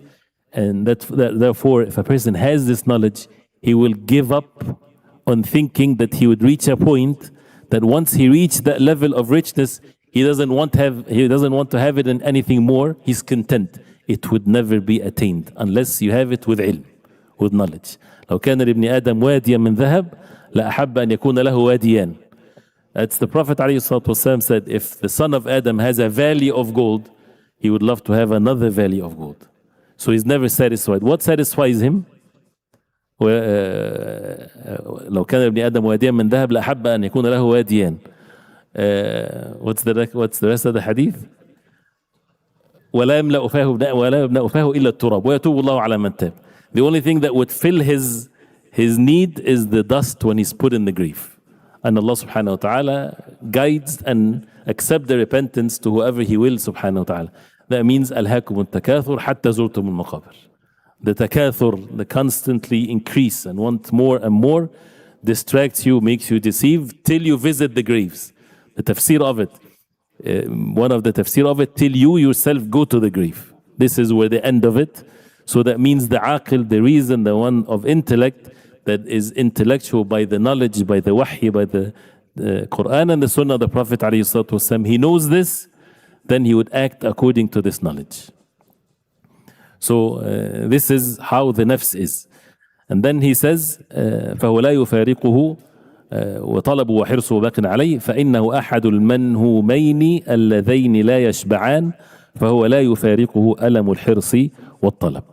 So which is an author that is referring to some of the Sahaba. وهذا بخلاف غنى هذا بخلاف غني العلم. So whether the al-manhum is the one that is always wants more and more, either wants wealth or wants what's the opposite of that is knowledge. وهذا بخلاف غني العلم. Opposite to that is the one that is enriched with the ilm, with the knowledge والإيمان. فإن لذته في حال بقائه مثلها في حال تجدده بل أزيد. His happiness is always there. It's على الدوام. Not that he has to have an increase for him to be happy. And when it increases, that increases his happiness and contentment. وصاحبها وإن كان لا يزال طالبا للمزيد حريصا عليه فطلبه وحرصه مستصحب للذة الحاصل. That means while he's seeking more, he's already in state of enjoyment. Right? So when someone is even in the level of your memorizing Quran, your goal is to memorize the entire Quran. So while you're memorizing, you're not having any enjoyment till you, or you're not getting any rewards till you finish. No, it doesn't work like this with matters of deen. So when a person is seeking, even when a person is a seeker of knowledge, and the one that is teaching, they're both partners in the rewards. And someone that is learning, his intentions goes beyond his action. And even learning how to recite when it's difficult for him, he gets two reward. And if he recites perfectly, he's like with al-mahara, al-safara, as the Prophet ﷺ stated, أو كما قال عليه الصلاة والسلام, and so on. So then he says here, so the seeker of knowledge is always in state of enjoyment. وَلَذَّةُ الْمَرْجُوِّ الْمَطْلُوبِ وَلَذَّةِ الطَّلَبُ وَابْتِهَاجُ وَفَرَحُ بِهِ. He's constantly having that joy. So this is the issue of the enjoyment, that it has to be always renewed versus the continuous one. Number 32. أن غنى المال يستدعي الإنعام على الناس والإحسان إليهم فصاحبه إما أن يسد على نفسه هذا الباب وإما أن يفتحه عليه. Having wealth that would bring to bestow upon people matters of goodness to them. So either he would block this way or door, or he would open it. فإن سد على نفسه, if he closed that door, because people, they see that he's rich, they want things from him. Then it becomes famous among the people. اشتهر عند الناس بالبعد من الخير والنفع. He's not a good person because does not want to extend his goodness to others. فأبغضوه وذموه واحتقروه. They would hate him and so on. وكل من كان بغيضا عند الناس حقيرا لديهم كان وصول الآفات والمضرات إليه أسرع من النار في الحطب اليابس. And the more the person is hated among the people, the harm is faster to reach him more than anything else, like the wood when it's dry, when it comes to the fire. ومن السيل في منحدر, and faster than the flood when it's in a slope. وإذا عرف من الخلق أنهم يمقتونه ويبغضونه ولا يقيمون له وزنا تألم قلبه غاية التألم وأحضر الهموم والغموم والأحزان. Because his concern is the dunya, so when he knows that people would hate him and does not value him, his heart will be in pain and he become miserable and things like that. This is if he closes the door. If he opens the door of al-ihsan wal-ata and giving, فإنه لا يمكنه إيصال الخير والإحسان إلى كل أحد. He cannot reach everyone. فلا بد من إيصاله إلى البعض وإمساكه عن البعض. He has to give some and withhold from others, and that وهذا يفتح عليه باب العداوة والمذمة من المحروم والمرحوم. That opens the gate of enmity from the one that is deprived and the one that has been blessed. And doesn't have to be for everyone this happens to them, but this is part of what happens to some. And he keeps on al-mahrum, the one that is deprived would say كيف جاد على غيري وبخل علي. Why did he give so and so and he did not give me? And the one that is blessed has been given, فإنه يلتذ, he's happy and enjoying بما حصل له من الخير والنفع فيبقى طامعا. He always wants to have more. مستشرفا لنظيره على الدوام, constantly looking at him because he gave him. That means he's going to give him again. وهذا قد يتعذر غالبا, and most likely it's not going to happen. فيفضي ذلك إلى العداوة الشديدة. Then he end up have enmity towards him also. ولهذا قيل اتقي شر من أحسنت إليه. Shield yourself from the evil of the one that you did good to. This is not a hadith or anything, and it's not to be acted upon, but sometimes the evil comes from the ones that you do good to them. وهذه الآفات لا تعرض في غنى العلم فإن صاحبه يمكنه بذله للعالم واشتراكهم فيه. The alim al-Rabbani, the one that spreads the knowledge to the best of his ability, so it's not to give some and not others. والقدر المبذول منه باق لآخذه لا يزول, and whatever is given it stays forever. بل يتجر به فهو كالغني إذا أعطى الفقير رأس مال يتجر به حتى يصير غنيا مثله. With knowledge you give someone, you teach someone of knowledge, it's like you're giving a poor person money to invest. So that means he's not going to keep it to himself only. Your rewards is being multiplied the more that knowledge goes and passes from one person to the other, from one generation to the other. Number 33.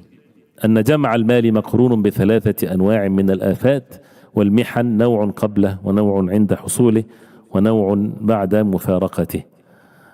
Three types of afat or deficiencies or bad things that happens for the one that seeks wealth. One before it, one when he has it, one after it departs from him. The one before it فهو المشاق والأنكاد والألام التي لا يحصل إلا بها. The difficulty, the tiredness of attaining it. The second one فمشقة حفظه. The difficulty of guarding it and securing it. وتعلق القلب به, and the heart attached to it. فلا يصبح إلا مهموما ولا يمسي إلا مغموما. He's waking up in the morning concerned, and the evening he's sad. And again, this is the lack of knowledge. And that's why when it comes to wealth, we have to make sure that we secure our hearts from these types of things. We deal with it physically. It's a favor from Allah. To use it for the sake of Allah and never to allow the hearts to have these types of concerns. And this is also attained by filling the hearts, again, the containers of the heart, with the deen of Allah. Then he talks about فَوْبِ مَنْزِلَةِ عاشق مفرط المحبة. I would leave this for people to read if you want to read that so that we can finish all of them. He gives the example of someone that is, he loves something so much, but he cannot attain all of it in some detail. So this is the second one when he has it. And then the third one من آفات الغنى, which is the next page 374, ما يحصل العبد بعد مفارقته من تعلق قلبه به. If the wealth goes away from him, his heart is attached to it. وَكَوْنُ قَدْ حِيلَ بَيْنَهُ وَبَيْنَهُ. Now he's not able to have his wealth anymore and to seek the rights of it and so on, which is referring to when he dies in the day of judgment, because he's going to be asked مِنْ أَيْنَ اكْتَسَبَ وَفِي مَاذَا أَنْفَقَ. How did he earn it and how did he spend it? So a person has to, the enjoyment that he attained in this life, he has to answer for it. And Allah subhanahu wa ta'ala is the most merciful versus the one that didn't have it.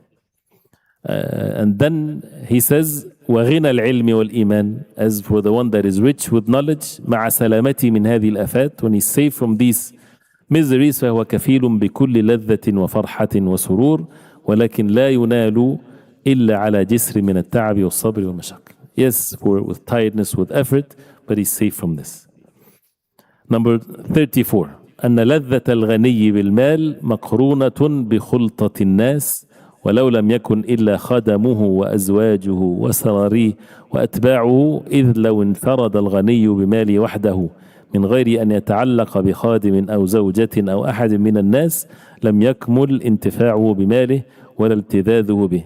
This is something that when the person has lots of money, he's not alone. He's not able to stay even alone and enjoy sometimes to be having private life, basically, if it's correct to say that. But he's always mixing with people, servants, wives, all kinds of things. وإذا كان كمال لذته بغناه موقوفا على اتصاله بالغير فذلك الاتصال منشأ الآفات. And the more that he has to mix with people brings all kinds of miseries and harm. And if it's only based on matters of wealth. And this is not the case when it comes to matters of knowledge, with all of what he mentioned. 375, number 35, أن المال لا يراد لذاته وعينه فإنه لا يحصل بذاته شيء من المنافع أصلا فإنه لا يشبع ولا يروي. The money or the wealth is not meant for itself, So nothing of the benefit happens by amassing the wealth by itself. It doesn't make you full, like when you eat, it does not make you satisfied if you're thirsty. ولا يدفئ ولا يمتع, does not make you warm, does not make you enjoy, but it's a mean to attain these types of things. وإنما يراد لهذه الأشياء فإنه لما كان طريقا إليها أريد إرادة الوسائل. So since the goal is these satisfactions, so the wealth is a mean to it. ومعلوم أن الغايات أشرف من الوسائل. Principle here. الغاية أشرف من الوسيلة. The objective, the goal, is more honorable than the mean. So the goal, this is what your heart is attached to. So the mean, put it in the right perspective. فهذه الغايات إذن أشرف منه. So to be full and not hungry is more honorable than to have $1 million but you're not able to eat, which is more enjoyable. And the same thing with having something to drink or health, العافية, things like this. So وهي مع شرفها بالنسبة إليه ناقصة دنية. There are all kinds of examples and life examples that are very clear in this. وقد ذهب كثير من العقلاء إلى أنها لا حقيقة لها وإنما هي دفع الآلام فقط. فإن لبس الثياب مثلا إنما فائدته دفع التألم بالحر والبرد والريح وليس فيها لذة زائدة على ذلك. وكذلك الأكل إنما فائدته دفع ألم الجوع ولهذا لو لم يجد ألم الجوع لم يستطب الأكل. وكذلك الشرب مع العطش والراحة مع التعب. Some of those who would reflect upon this matter is that it's really not the enjoyment of eating and drinking, it's the fact that you're pushing away the harm or the pain of being hungry. That's why if you're full, you won't enjoy the food. So, but when you're hungry, you enjoy the food. So it's basically the food is to push away the pain of hunger. The drink is to push away the pain of being thirsty. And that's where the enjoyment comes in place. So the enjoyment is in pushing the pain, not as an enjoyment by itself. The na'im, the delight of people of Jannah, it's not the same. They enjoy eating and drinking constantly. This is an enjoyment by itself, not to push away pain. So ومعلوم أن في مزاولة ذلك وتحصيله ألم وضرر. Even with the food, like you enjoy a food so much, but you can't eat the most enjoyable food as much as you can. You have to limit yourself, otherwise you would harm yourself. So therefore فيحتمل الإنسان أخف الضررين دفعا لأعظمهما. وحكي عن بعض العقلاء أنه قيل له وقد تناول قدحا كريها جدا من الدواء كيف حالك معه. As something on the side like this, delight or delicate matter. One of the people of wise people or whatever, he was given a cup of medicine that is very bad taste or something that is disliked, which is the norm of medicine. So he said, what is your affairs with it? He said, أصبحت في دار بلياتي أدفع آفات بآفاتي. He said, I'm now in the reality, I'm in the abode or the place of miseries. I push afat, I push harmful things with harmful things. It's just a matter of two harms. One is bigger than the other. The harm of being sick, you push it away with the harm of drinking something that you hate so much. This is harmful, this is harmful. But you would choose to do something harmful to push away a bigger harm. So life becomes like this. وفي الحقيقة فلذات الدنيا من المآكل والمشارب والملبس والمسكن والمنكح من هذا الجنس واللذة التي يباشرها الحس ويتحرك لها الحي وهي الغاية المطلوبة له من لذة المنكح والمأكل شهوة البطن والفرج ليس لهما ثالث البتة إلا ما كان وسيلة إليهما وطريقا إلى تحصيلهما. Talks about the different enjoyment, food, drink, relations and all of these types of things. This is all means to attain the ladha, that it's to push away something, but it's always contaminated with things. وهذه اللذة منغصة. This is how the dunya is. It's always an enjoyment that is not pure from many different ways. If a person now is enjoying something materialistic, it's not pure enjoyment, this is only in Jannah. That's why he mentioned many different ways to convince that it's always contaminated with things. Briefly, منها أن تصور زوالها وانقضائها وفنائها يوجب تنغصها When someone is in a moment of joy, he has everything that he wants. That moment, the thought comes in, is it going to be forever? One day I'm going to lose it. Takes away the perfect enjoyment of it. If people just mention death, you know what happens? It loses the perfect joyful moment. Also, أنها ممزوجة بالآفات. It's mixed with things that is deficiencies. معجونة بالآلام. It's like a paste with painful things. مختلطة بالمخاوف وفي الغالب لا يفي ألمها بطيبها. So there's always every enjoyment that has something with it that if you eat till you're full with the most enjoyable food, then after that you maybe have to suffer to try to get it out of your system. You know, things like this. قايست بين جمالها وفعالها فإذا الملاحة بالقباحة لا تفي. Anyway, so this is ومنها أن الأراذل من الناس وسقطهم يشاركون فيها كبراءهم وعقلاءهم. So everyone is the same when it comes to these materialistic enjoyment, the honored ones, the foolish ones, and things like this. And many things that he mentioned. But we'll skip that inshallah ta'ala, and maybe we can, for those who are interested inshallah ta'ala, to read it and to learn there's many benefits mashallah from that. And if we have time, we can go back to it again inshallah ta'ala. So going to number 36. Write it down. If we have time, we can go back to it inshallah. 36 now. Page 383. أن غني المال يبغض الموت ولقاء الله. The one that has lots of wealth, he hates death and to meet Allah subhanahu wa ta'ala. فإنه لحبه ماله يكره مفارقته ويحب بقاءه ليتمتع به كما يشهد به الواقع. He doesn't want to leave it. So death is the most fearful thing for him. وأما العلم, the knowledge, and to add to this the knowledge, فإنه يحبب للعبد لقاء ربه. The knowledge makes the person love to meet Allah subhanahu wa ta'ala, and that is not contradicting to the fact that he fears Allah and to fear his own sins. ويزهده في هذه الحياة النكدة الفانية. Make him have zuhd, turning away from this miserable life that is going to go away. And again, it's when we sometimes, especially with the young ones, we make them constantly see the religion as a way to have a goodly life. We are disservicing them. We have to, yes, the religion gives you a goodly life, but we have to raise them to have more intellect, to have more aql. So to look at the end of things, to look at the moment of death, what comes after this life. Nobody knows how long they're going to live. So to think that this is a way for them to be attached to the deen, yes, but to balance this with the fact that you have to have aql. Now Allah subhanahu wa ta'ala gave you are responsible for your actions, and there is a moment of death coming, and there is the hereafter, and the person has to do the things for the sake of Allah. So if you are the most enjoyable person and the first, you enjoy the best in your life, but then what?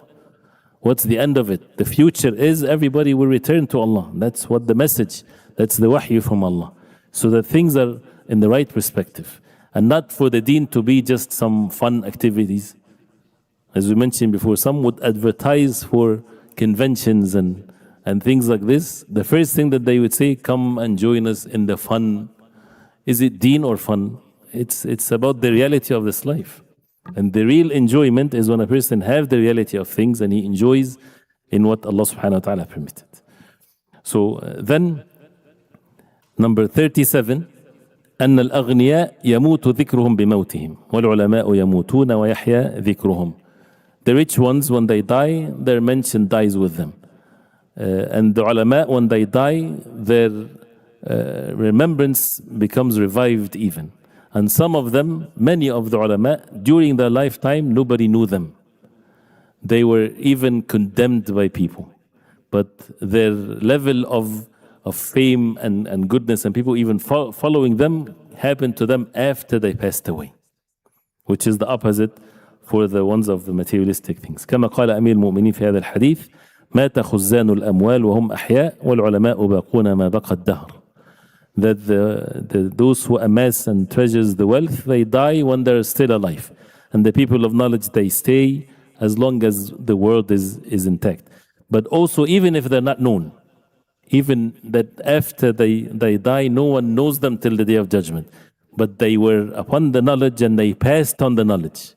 So the act and the good deeds that keeps on coming to them is continuous from one generation to the other, even if they're not famous to the people. And how many of the people of knowledge, when we read their biographies, nobody knows anything about them. You know, how many shuyukh of this alim that he learned from. And that it's basically, again, once a person becomes in the path of knowledge, he becomes in the best lineage ever. Lineage that is a continuous, and he receives the barakah and he keeps on moving this barakah from one generation to the other. Number 38, أن نسبة العلم إلى الروح كنسبة الروح إلى البدن, which was mentioned earlier, that the relationship between the knowledge to the soul is like the soul to the body. فالروح ميتة حياتها بالعلم. The soul is dead and its life is with ilm. And again, why العلم? Because العلم is قال الله, قال رسوله, قال الصحابة. This is what the ilm. So when the life of one soul is with the wahy from Allah, which is the ilm. كما أن الجسد ميت حياته بالروح. The same way as the physical body, it's dead and its life is by the soul. فالغنى بالمال غايته أن يزيد في حياة البدن. When someone has wealth, the utmost objective is to increase in the physical life. وأما العلم فهو حياة القلوب والأرواح. And the knowledge is the life of the hearts and the souls, as it's mentioned before. And this is the concept that is clearly stated in the Quran. And people are dead unless they're alive with the deen of Allah and the ilm and the wahy, the revelation from Allah. Number 39, أن القلب ملك البدن والعلم زينته وعدته وماله وبه قوام ملكه والملك لا بد له من عدد وعدة ومال وزينة فالعلم هو مركبه وعدته وجماله. So the heart is the king of the body, and this example is mentioned many times before, even the hadith of the Prophet ﷺ. The heart is the king, and the rest of the body are the deputies or the soldiers. والعلم زينة أن القلب ملك البدن والعلم زينته. And the knowledge is the adornment of the heart and the body, and its wealth, its means. This is how the kingdom of the heart is established. And the king has to have numbers and power and wealth and adornment. So the knowledge is basically what carries the king to achieve his goal. وأما المال فغايته أن يكون زينة وجمالا للبدن إذا أنفقه في ذلك فإذا خزنه ولم ينفقه لم يكن زينة ولا جمالا بل نقصا وبل. The wealth, the utmost objective of it, that it's adornment and beauty in one's body if he spends it in that. Otherwise, if he keeps it and save it, and he does not spend it, it's not adornment or beauty or anything. So, and therefore, ومن المعلوم أن زينة الملك وما به قوام ملكه أجل وأفضل من زينة رعيته وجمالهم. For the king, for his zina, for his adornment and his goodness that his kingdom is established upon, is more important for him than the adornment and the zina of his servants. فقوام القلب بالعلم كما أن قوام الجسد بالغذاء. The قوام القلب, the attainment of the heart is with knowledge, and the body with the nutrition. So without the nutrition of the heart, which is the knowledge, then what's the point of adorning the physical body without adorning the heart?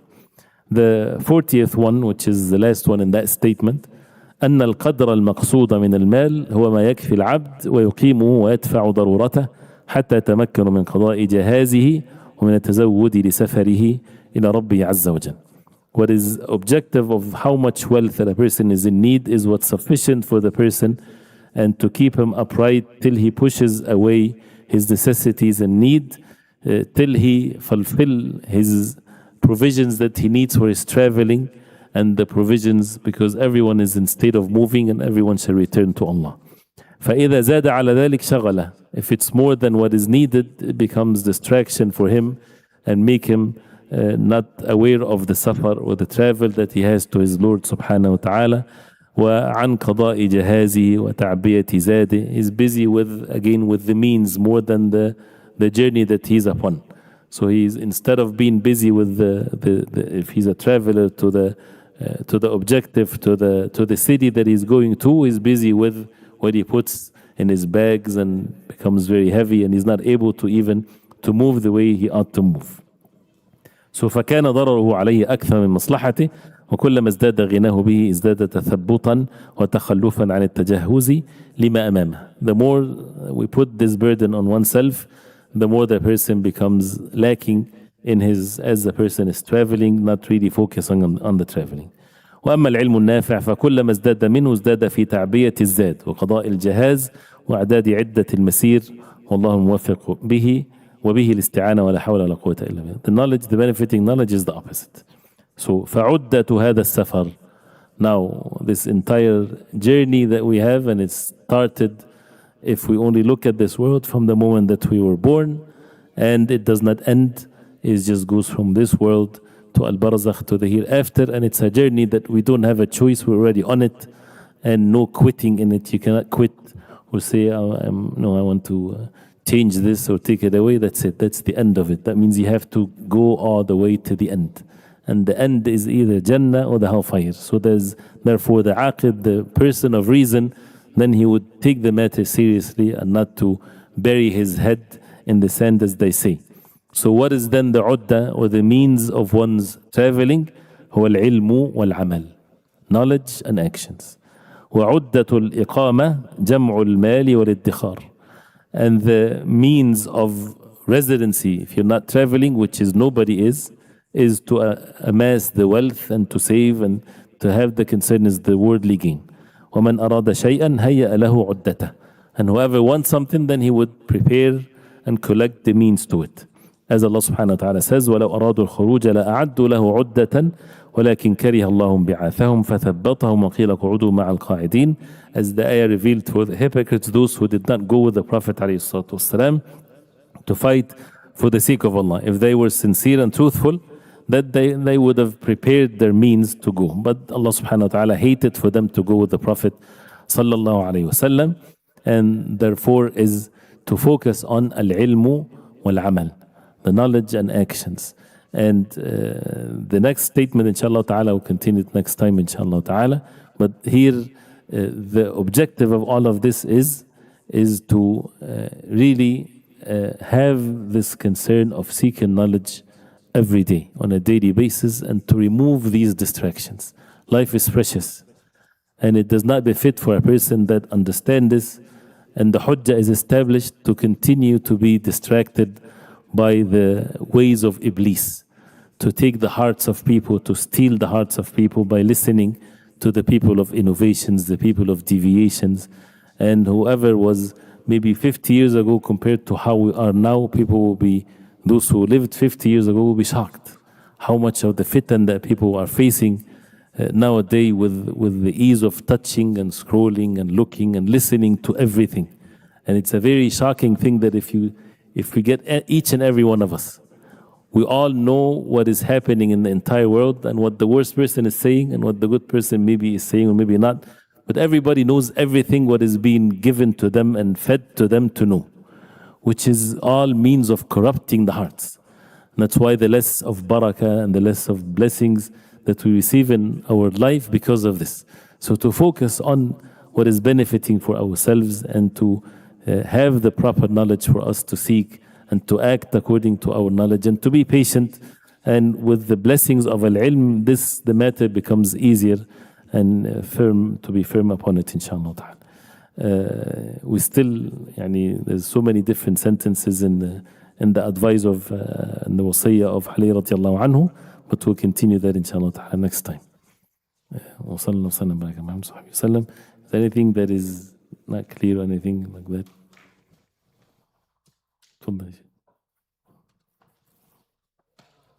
تفضل.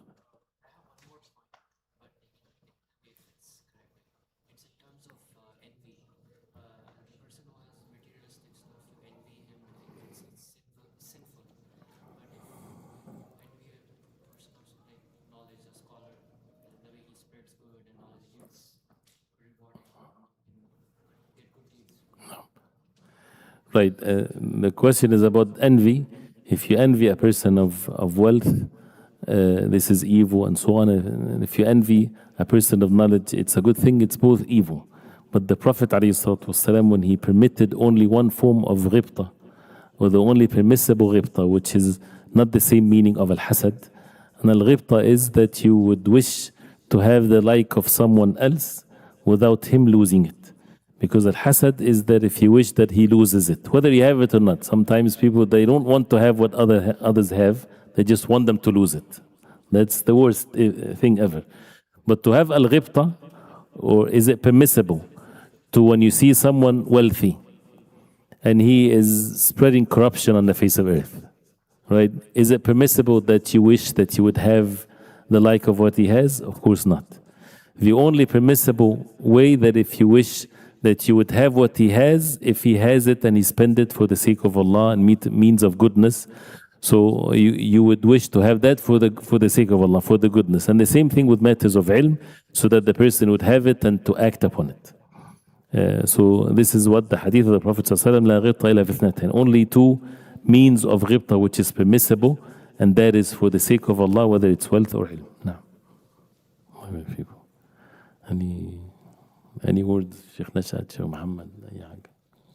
تفضل.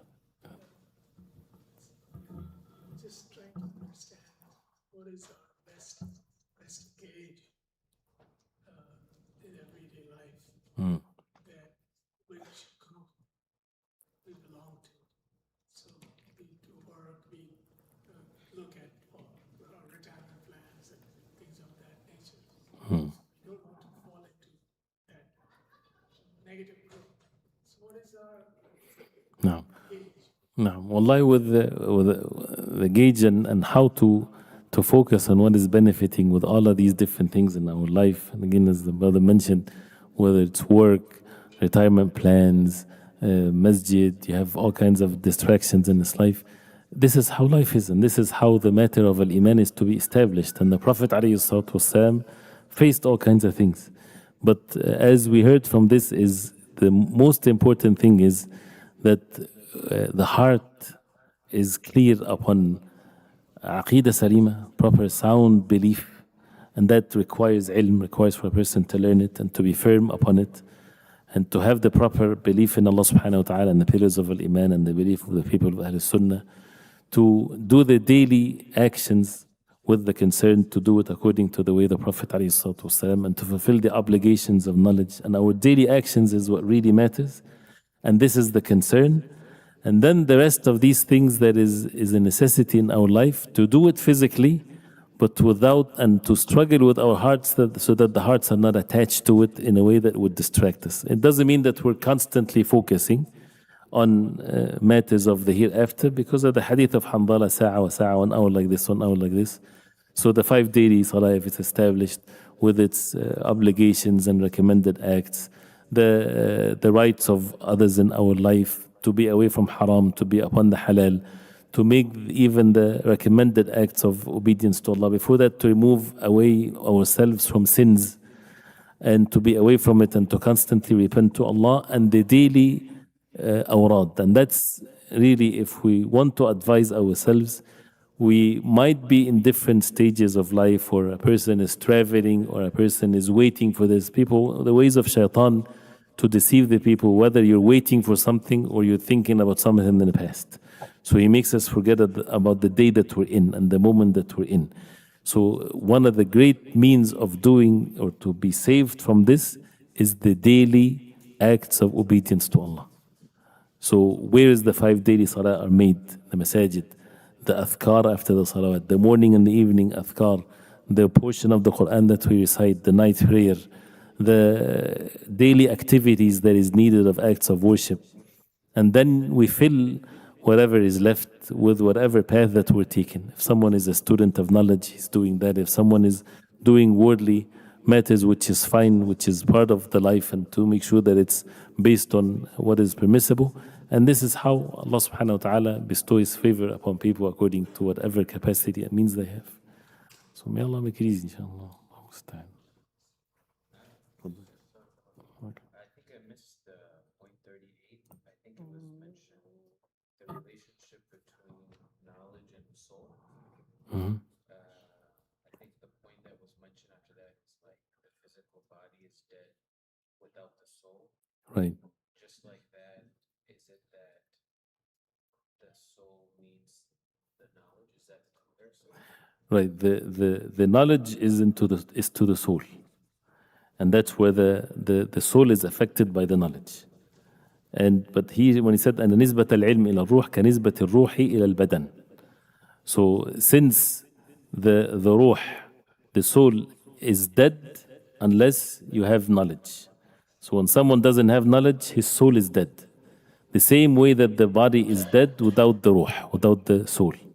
So when someone sees something physical, when someone is dead versus someone that is alive, completely different. This is the same differences between someone has knowledge versus someone doesn't have knowledge.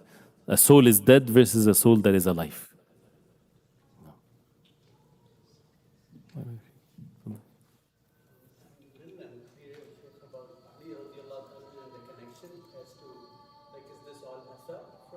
No. The point that Ali radiallahu anhu said, he mentioned that al-ilm is better than wealth. Yes, he mentioned two sentences. Ibn al-Qayyim took that and then he mentioned all of these 20 ones. So we're now back to the statement of Ali radiallahu anhu, which is العلم يكسب العالم الطاعة في حياته وجميل الأحدوثة بعد مماته. So this is what is next time. Which is inshallah. Thanks. It's about an ayah in Surah Jinn. إلا واستقاموا على what is the proper meaning of this ayah? The proper meaning of the ayah. We can always refer back to the tafsir, so that we don't speak about the ayah without the knowledge of it. But it refers to al-istiqamah. So if we say, for example, let's say Ibn Kathir rahimahullah, what did he say with the ayah? So وَأَن لَوْ اسْتَقَامُوا عَلَى الطَّرِيقَةِ. And are you referring to the word al-tariqa or something else? First of all, the word al-tariqa, it's when people use the word and they abuse some of the terminologies and they steal it. When someone's stealing a terminology from the deen to own it, hijack a terminology. So they would call turuq al-sufiyya, for example, turuq bid'iyya. They invent ways of worship that was never done by the Prophet ﷺ, and they would give it the name al-tariqa. And then you see the Quran, وَأَلَّهُ اسْتَقَامُوا عَلَى الطَّرِيقَةِ. So the people would link both together. This is something that is exactly like when someone attribute an evil action to the name of al-Islam. So al-Islam is distant from what people attribute to the deen of al-Islam. But so this is what here, for example, when something like Ibn Kathir rahimahullah, he says, وَأَلَّوْ اسْتَقَامَ الْقَاسِطُونَ عَلَى طَرِيقَةِ الْإِسْلَامِ. If people are steadfast upon the tariqah, the way of al-Islam, وَعَدَلُوا إِلَيْهَا وَاسْتَمَرُّوا عَلَيْهَا, then the reward from Allah subhanahu wa ta'ala comes to them. And this is, you would never find any of the mufassirin, of course, of the Quran that would refer to this terminology that people would abuse by referring it to something else. So طريقة الحق, أي لو استقاموا على الطريقة طريقة الحق والإيمان والهدى. So the path, الطريقة is the way, basically. So the way of al-istiqamah, on the way of the Prophet عليه الصلاة والسلام. So, and we always, the mizan of al-haqq, it's a very simple and easy matter. It's not about groups or this and that. As Hudayfa radiallahu anhu, the Sahabi, he said, كل عبادة لم تفعل الصحابة فلا تفعلوها. Every ibadah that the Sahaba didn't do, don't do it. See how the deen is easy, mashallah. People make the deen very difficult for themselves. So when everyone has their own tariqah, and they would tariqah of dhikr, or they give bay'ah pledge on to saying things in a certain way, and 367.5 numbers, they don't put the 0.5, but it has to be 369 of something to be said. Where is that in the Sunnah of the Prophet ﷺ, the way of the Sahaba, opening the door of all kinds of ways of Iblis, walking for We have someone that taking people on a trip to visit a grave, شد رحال. They would travel to visit a grave and to climb mountains, and they make hajj to it.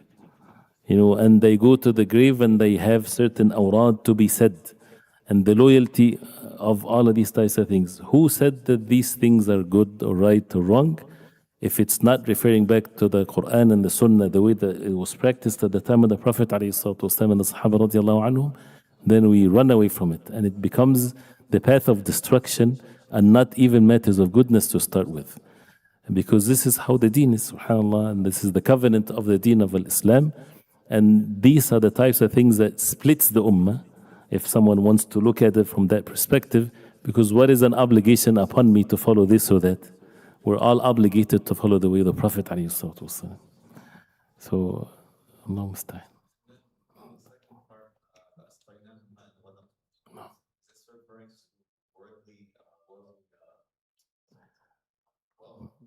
Yes. Like as Allah subhanahu wa ta'ala said to Nuh alayhi salam, the people of Nuh and Hud. No.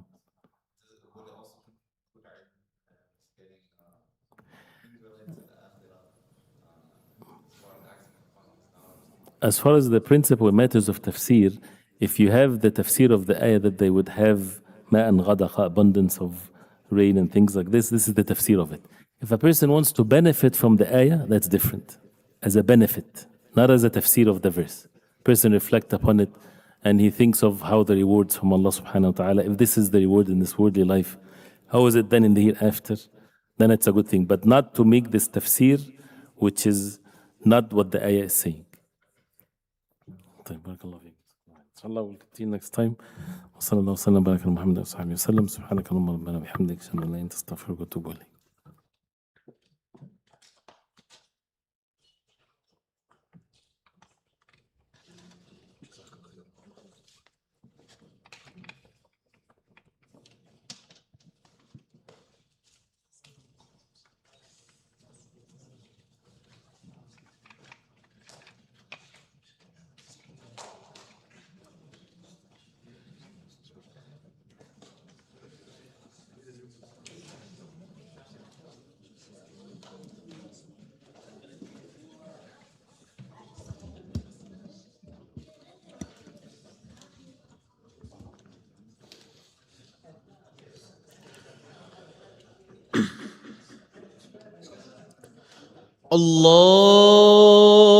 الله أكبر الله أكبر الله أكبر الله أكبر أشهد أن لا إله إلا الله أشهد أن لا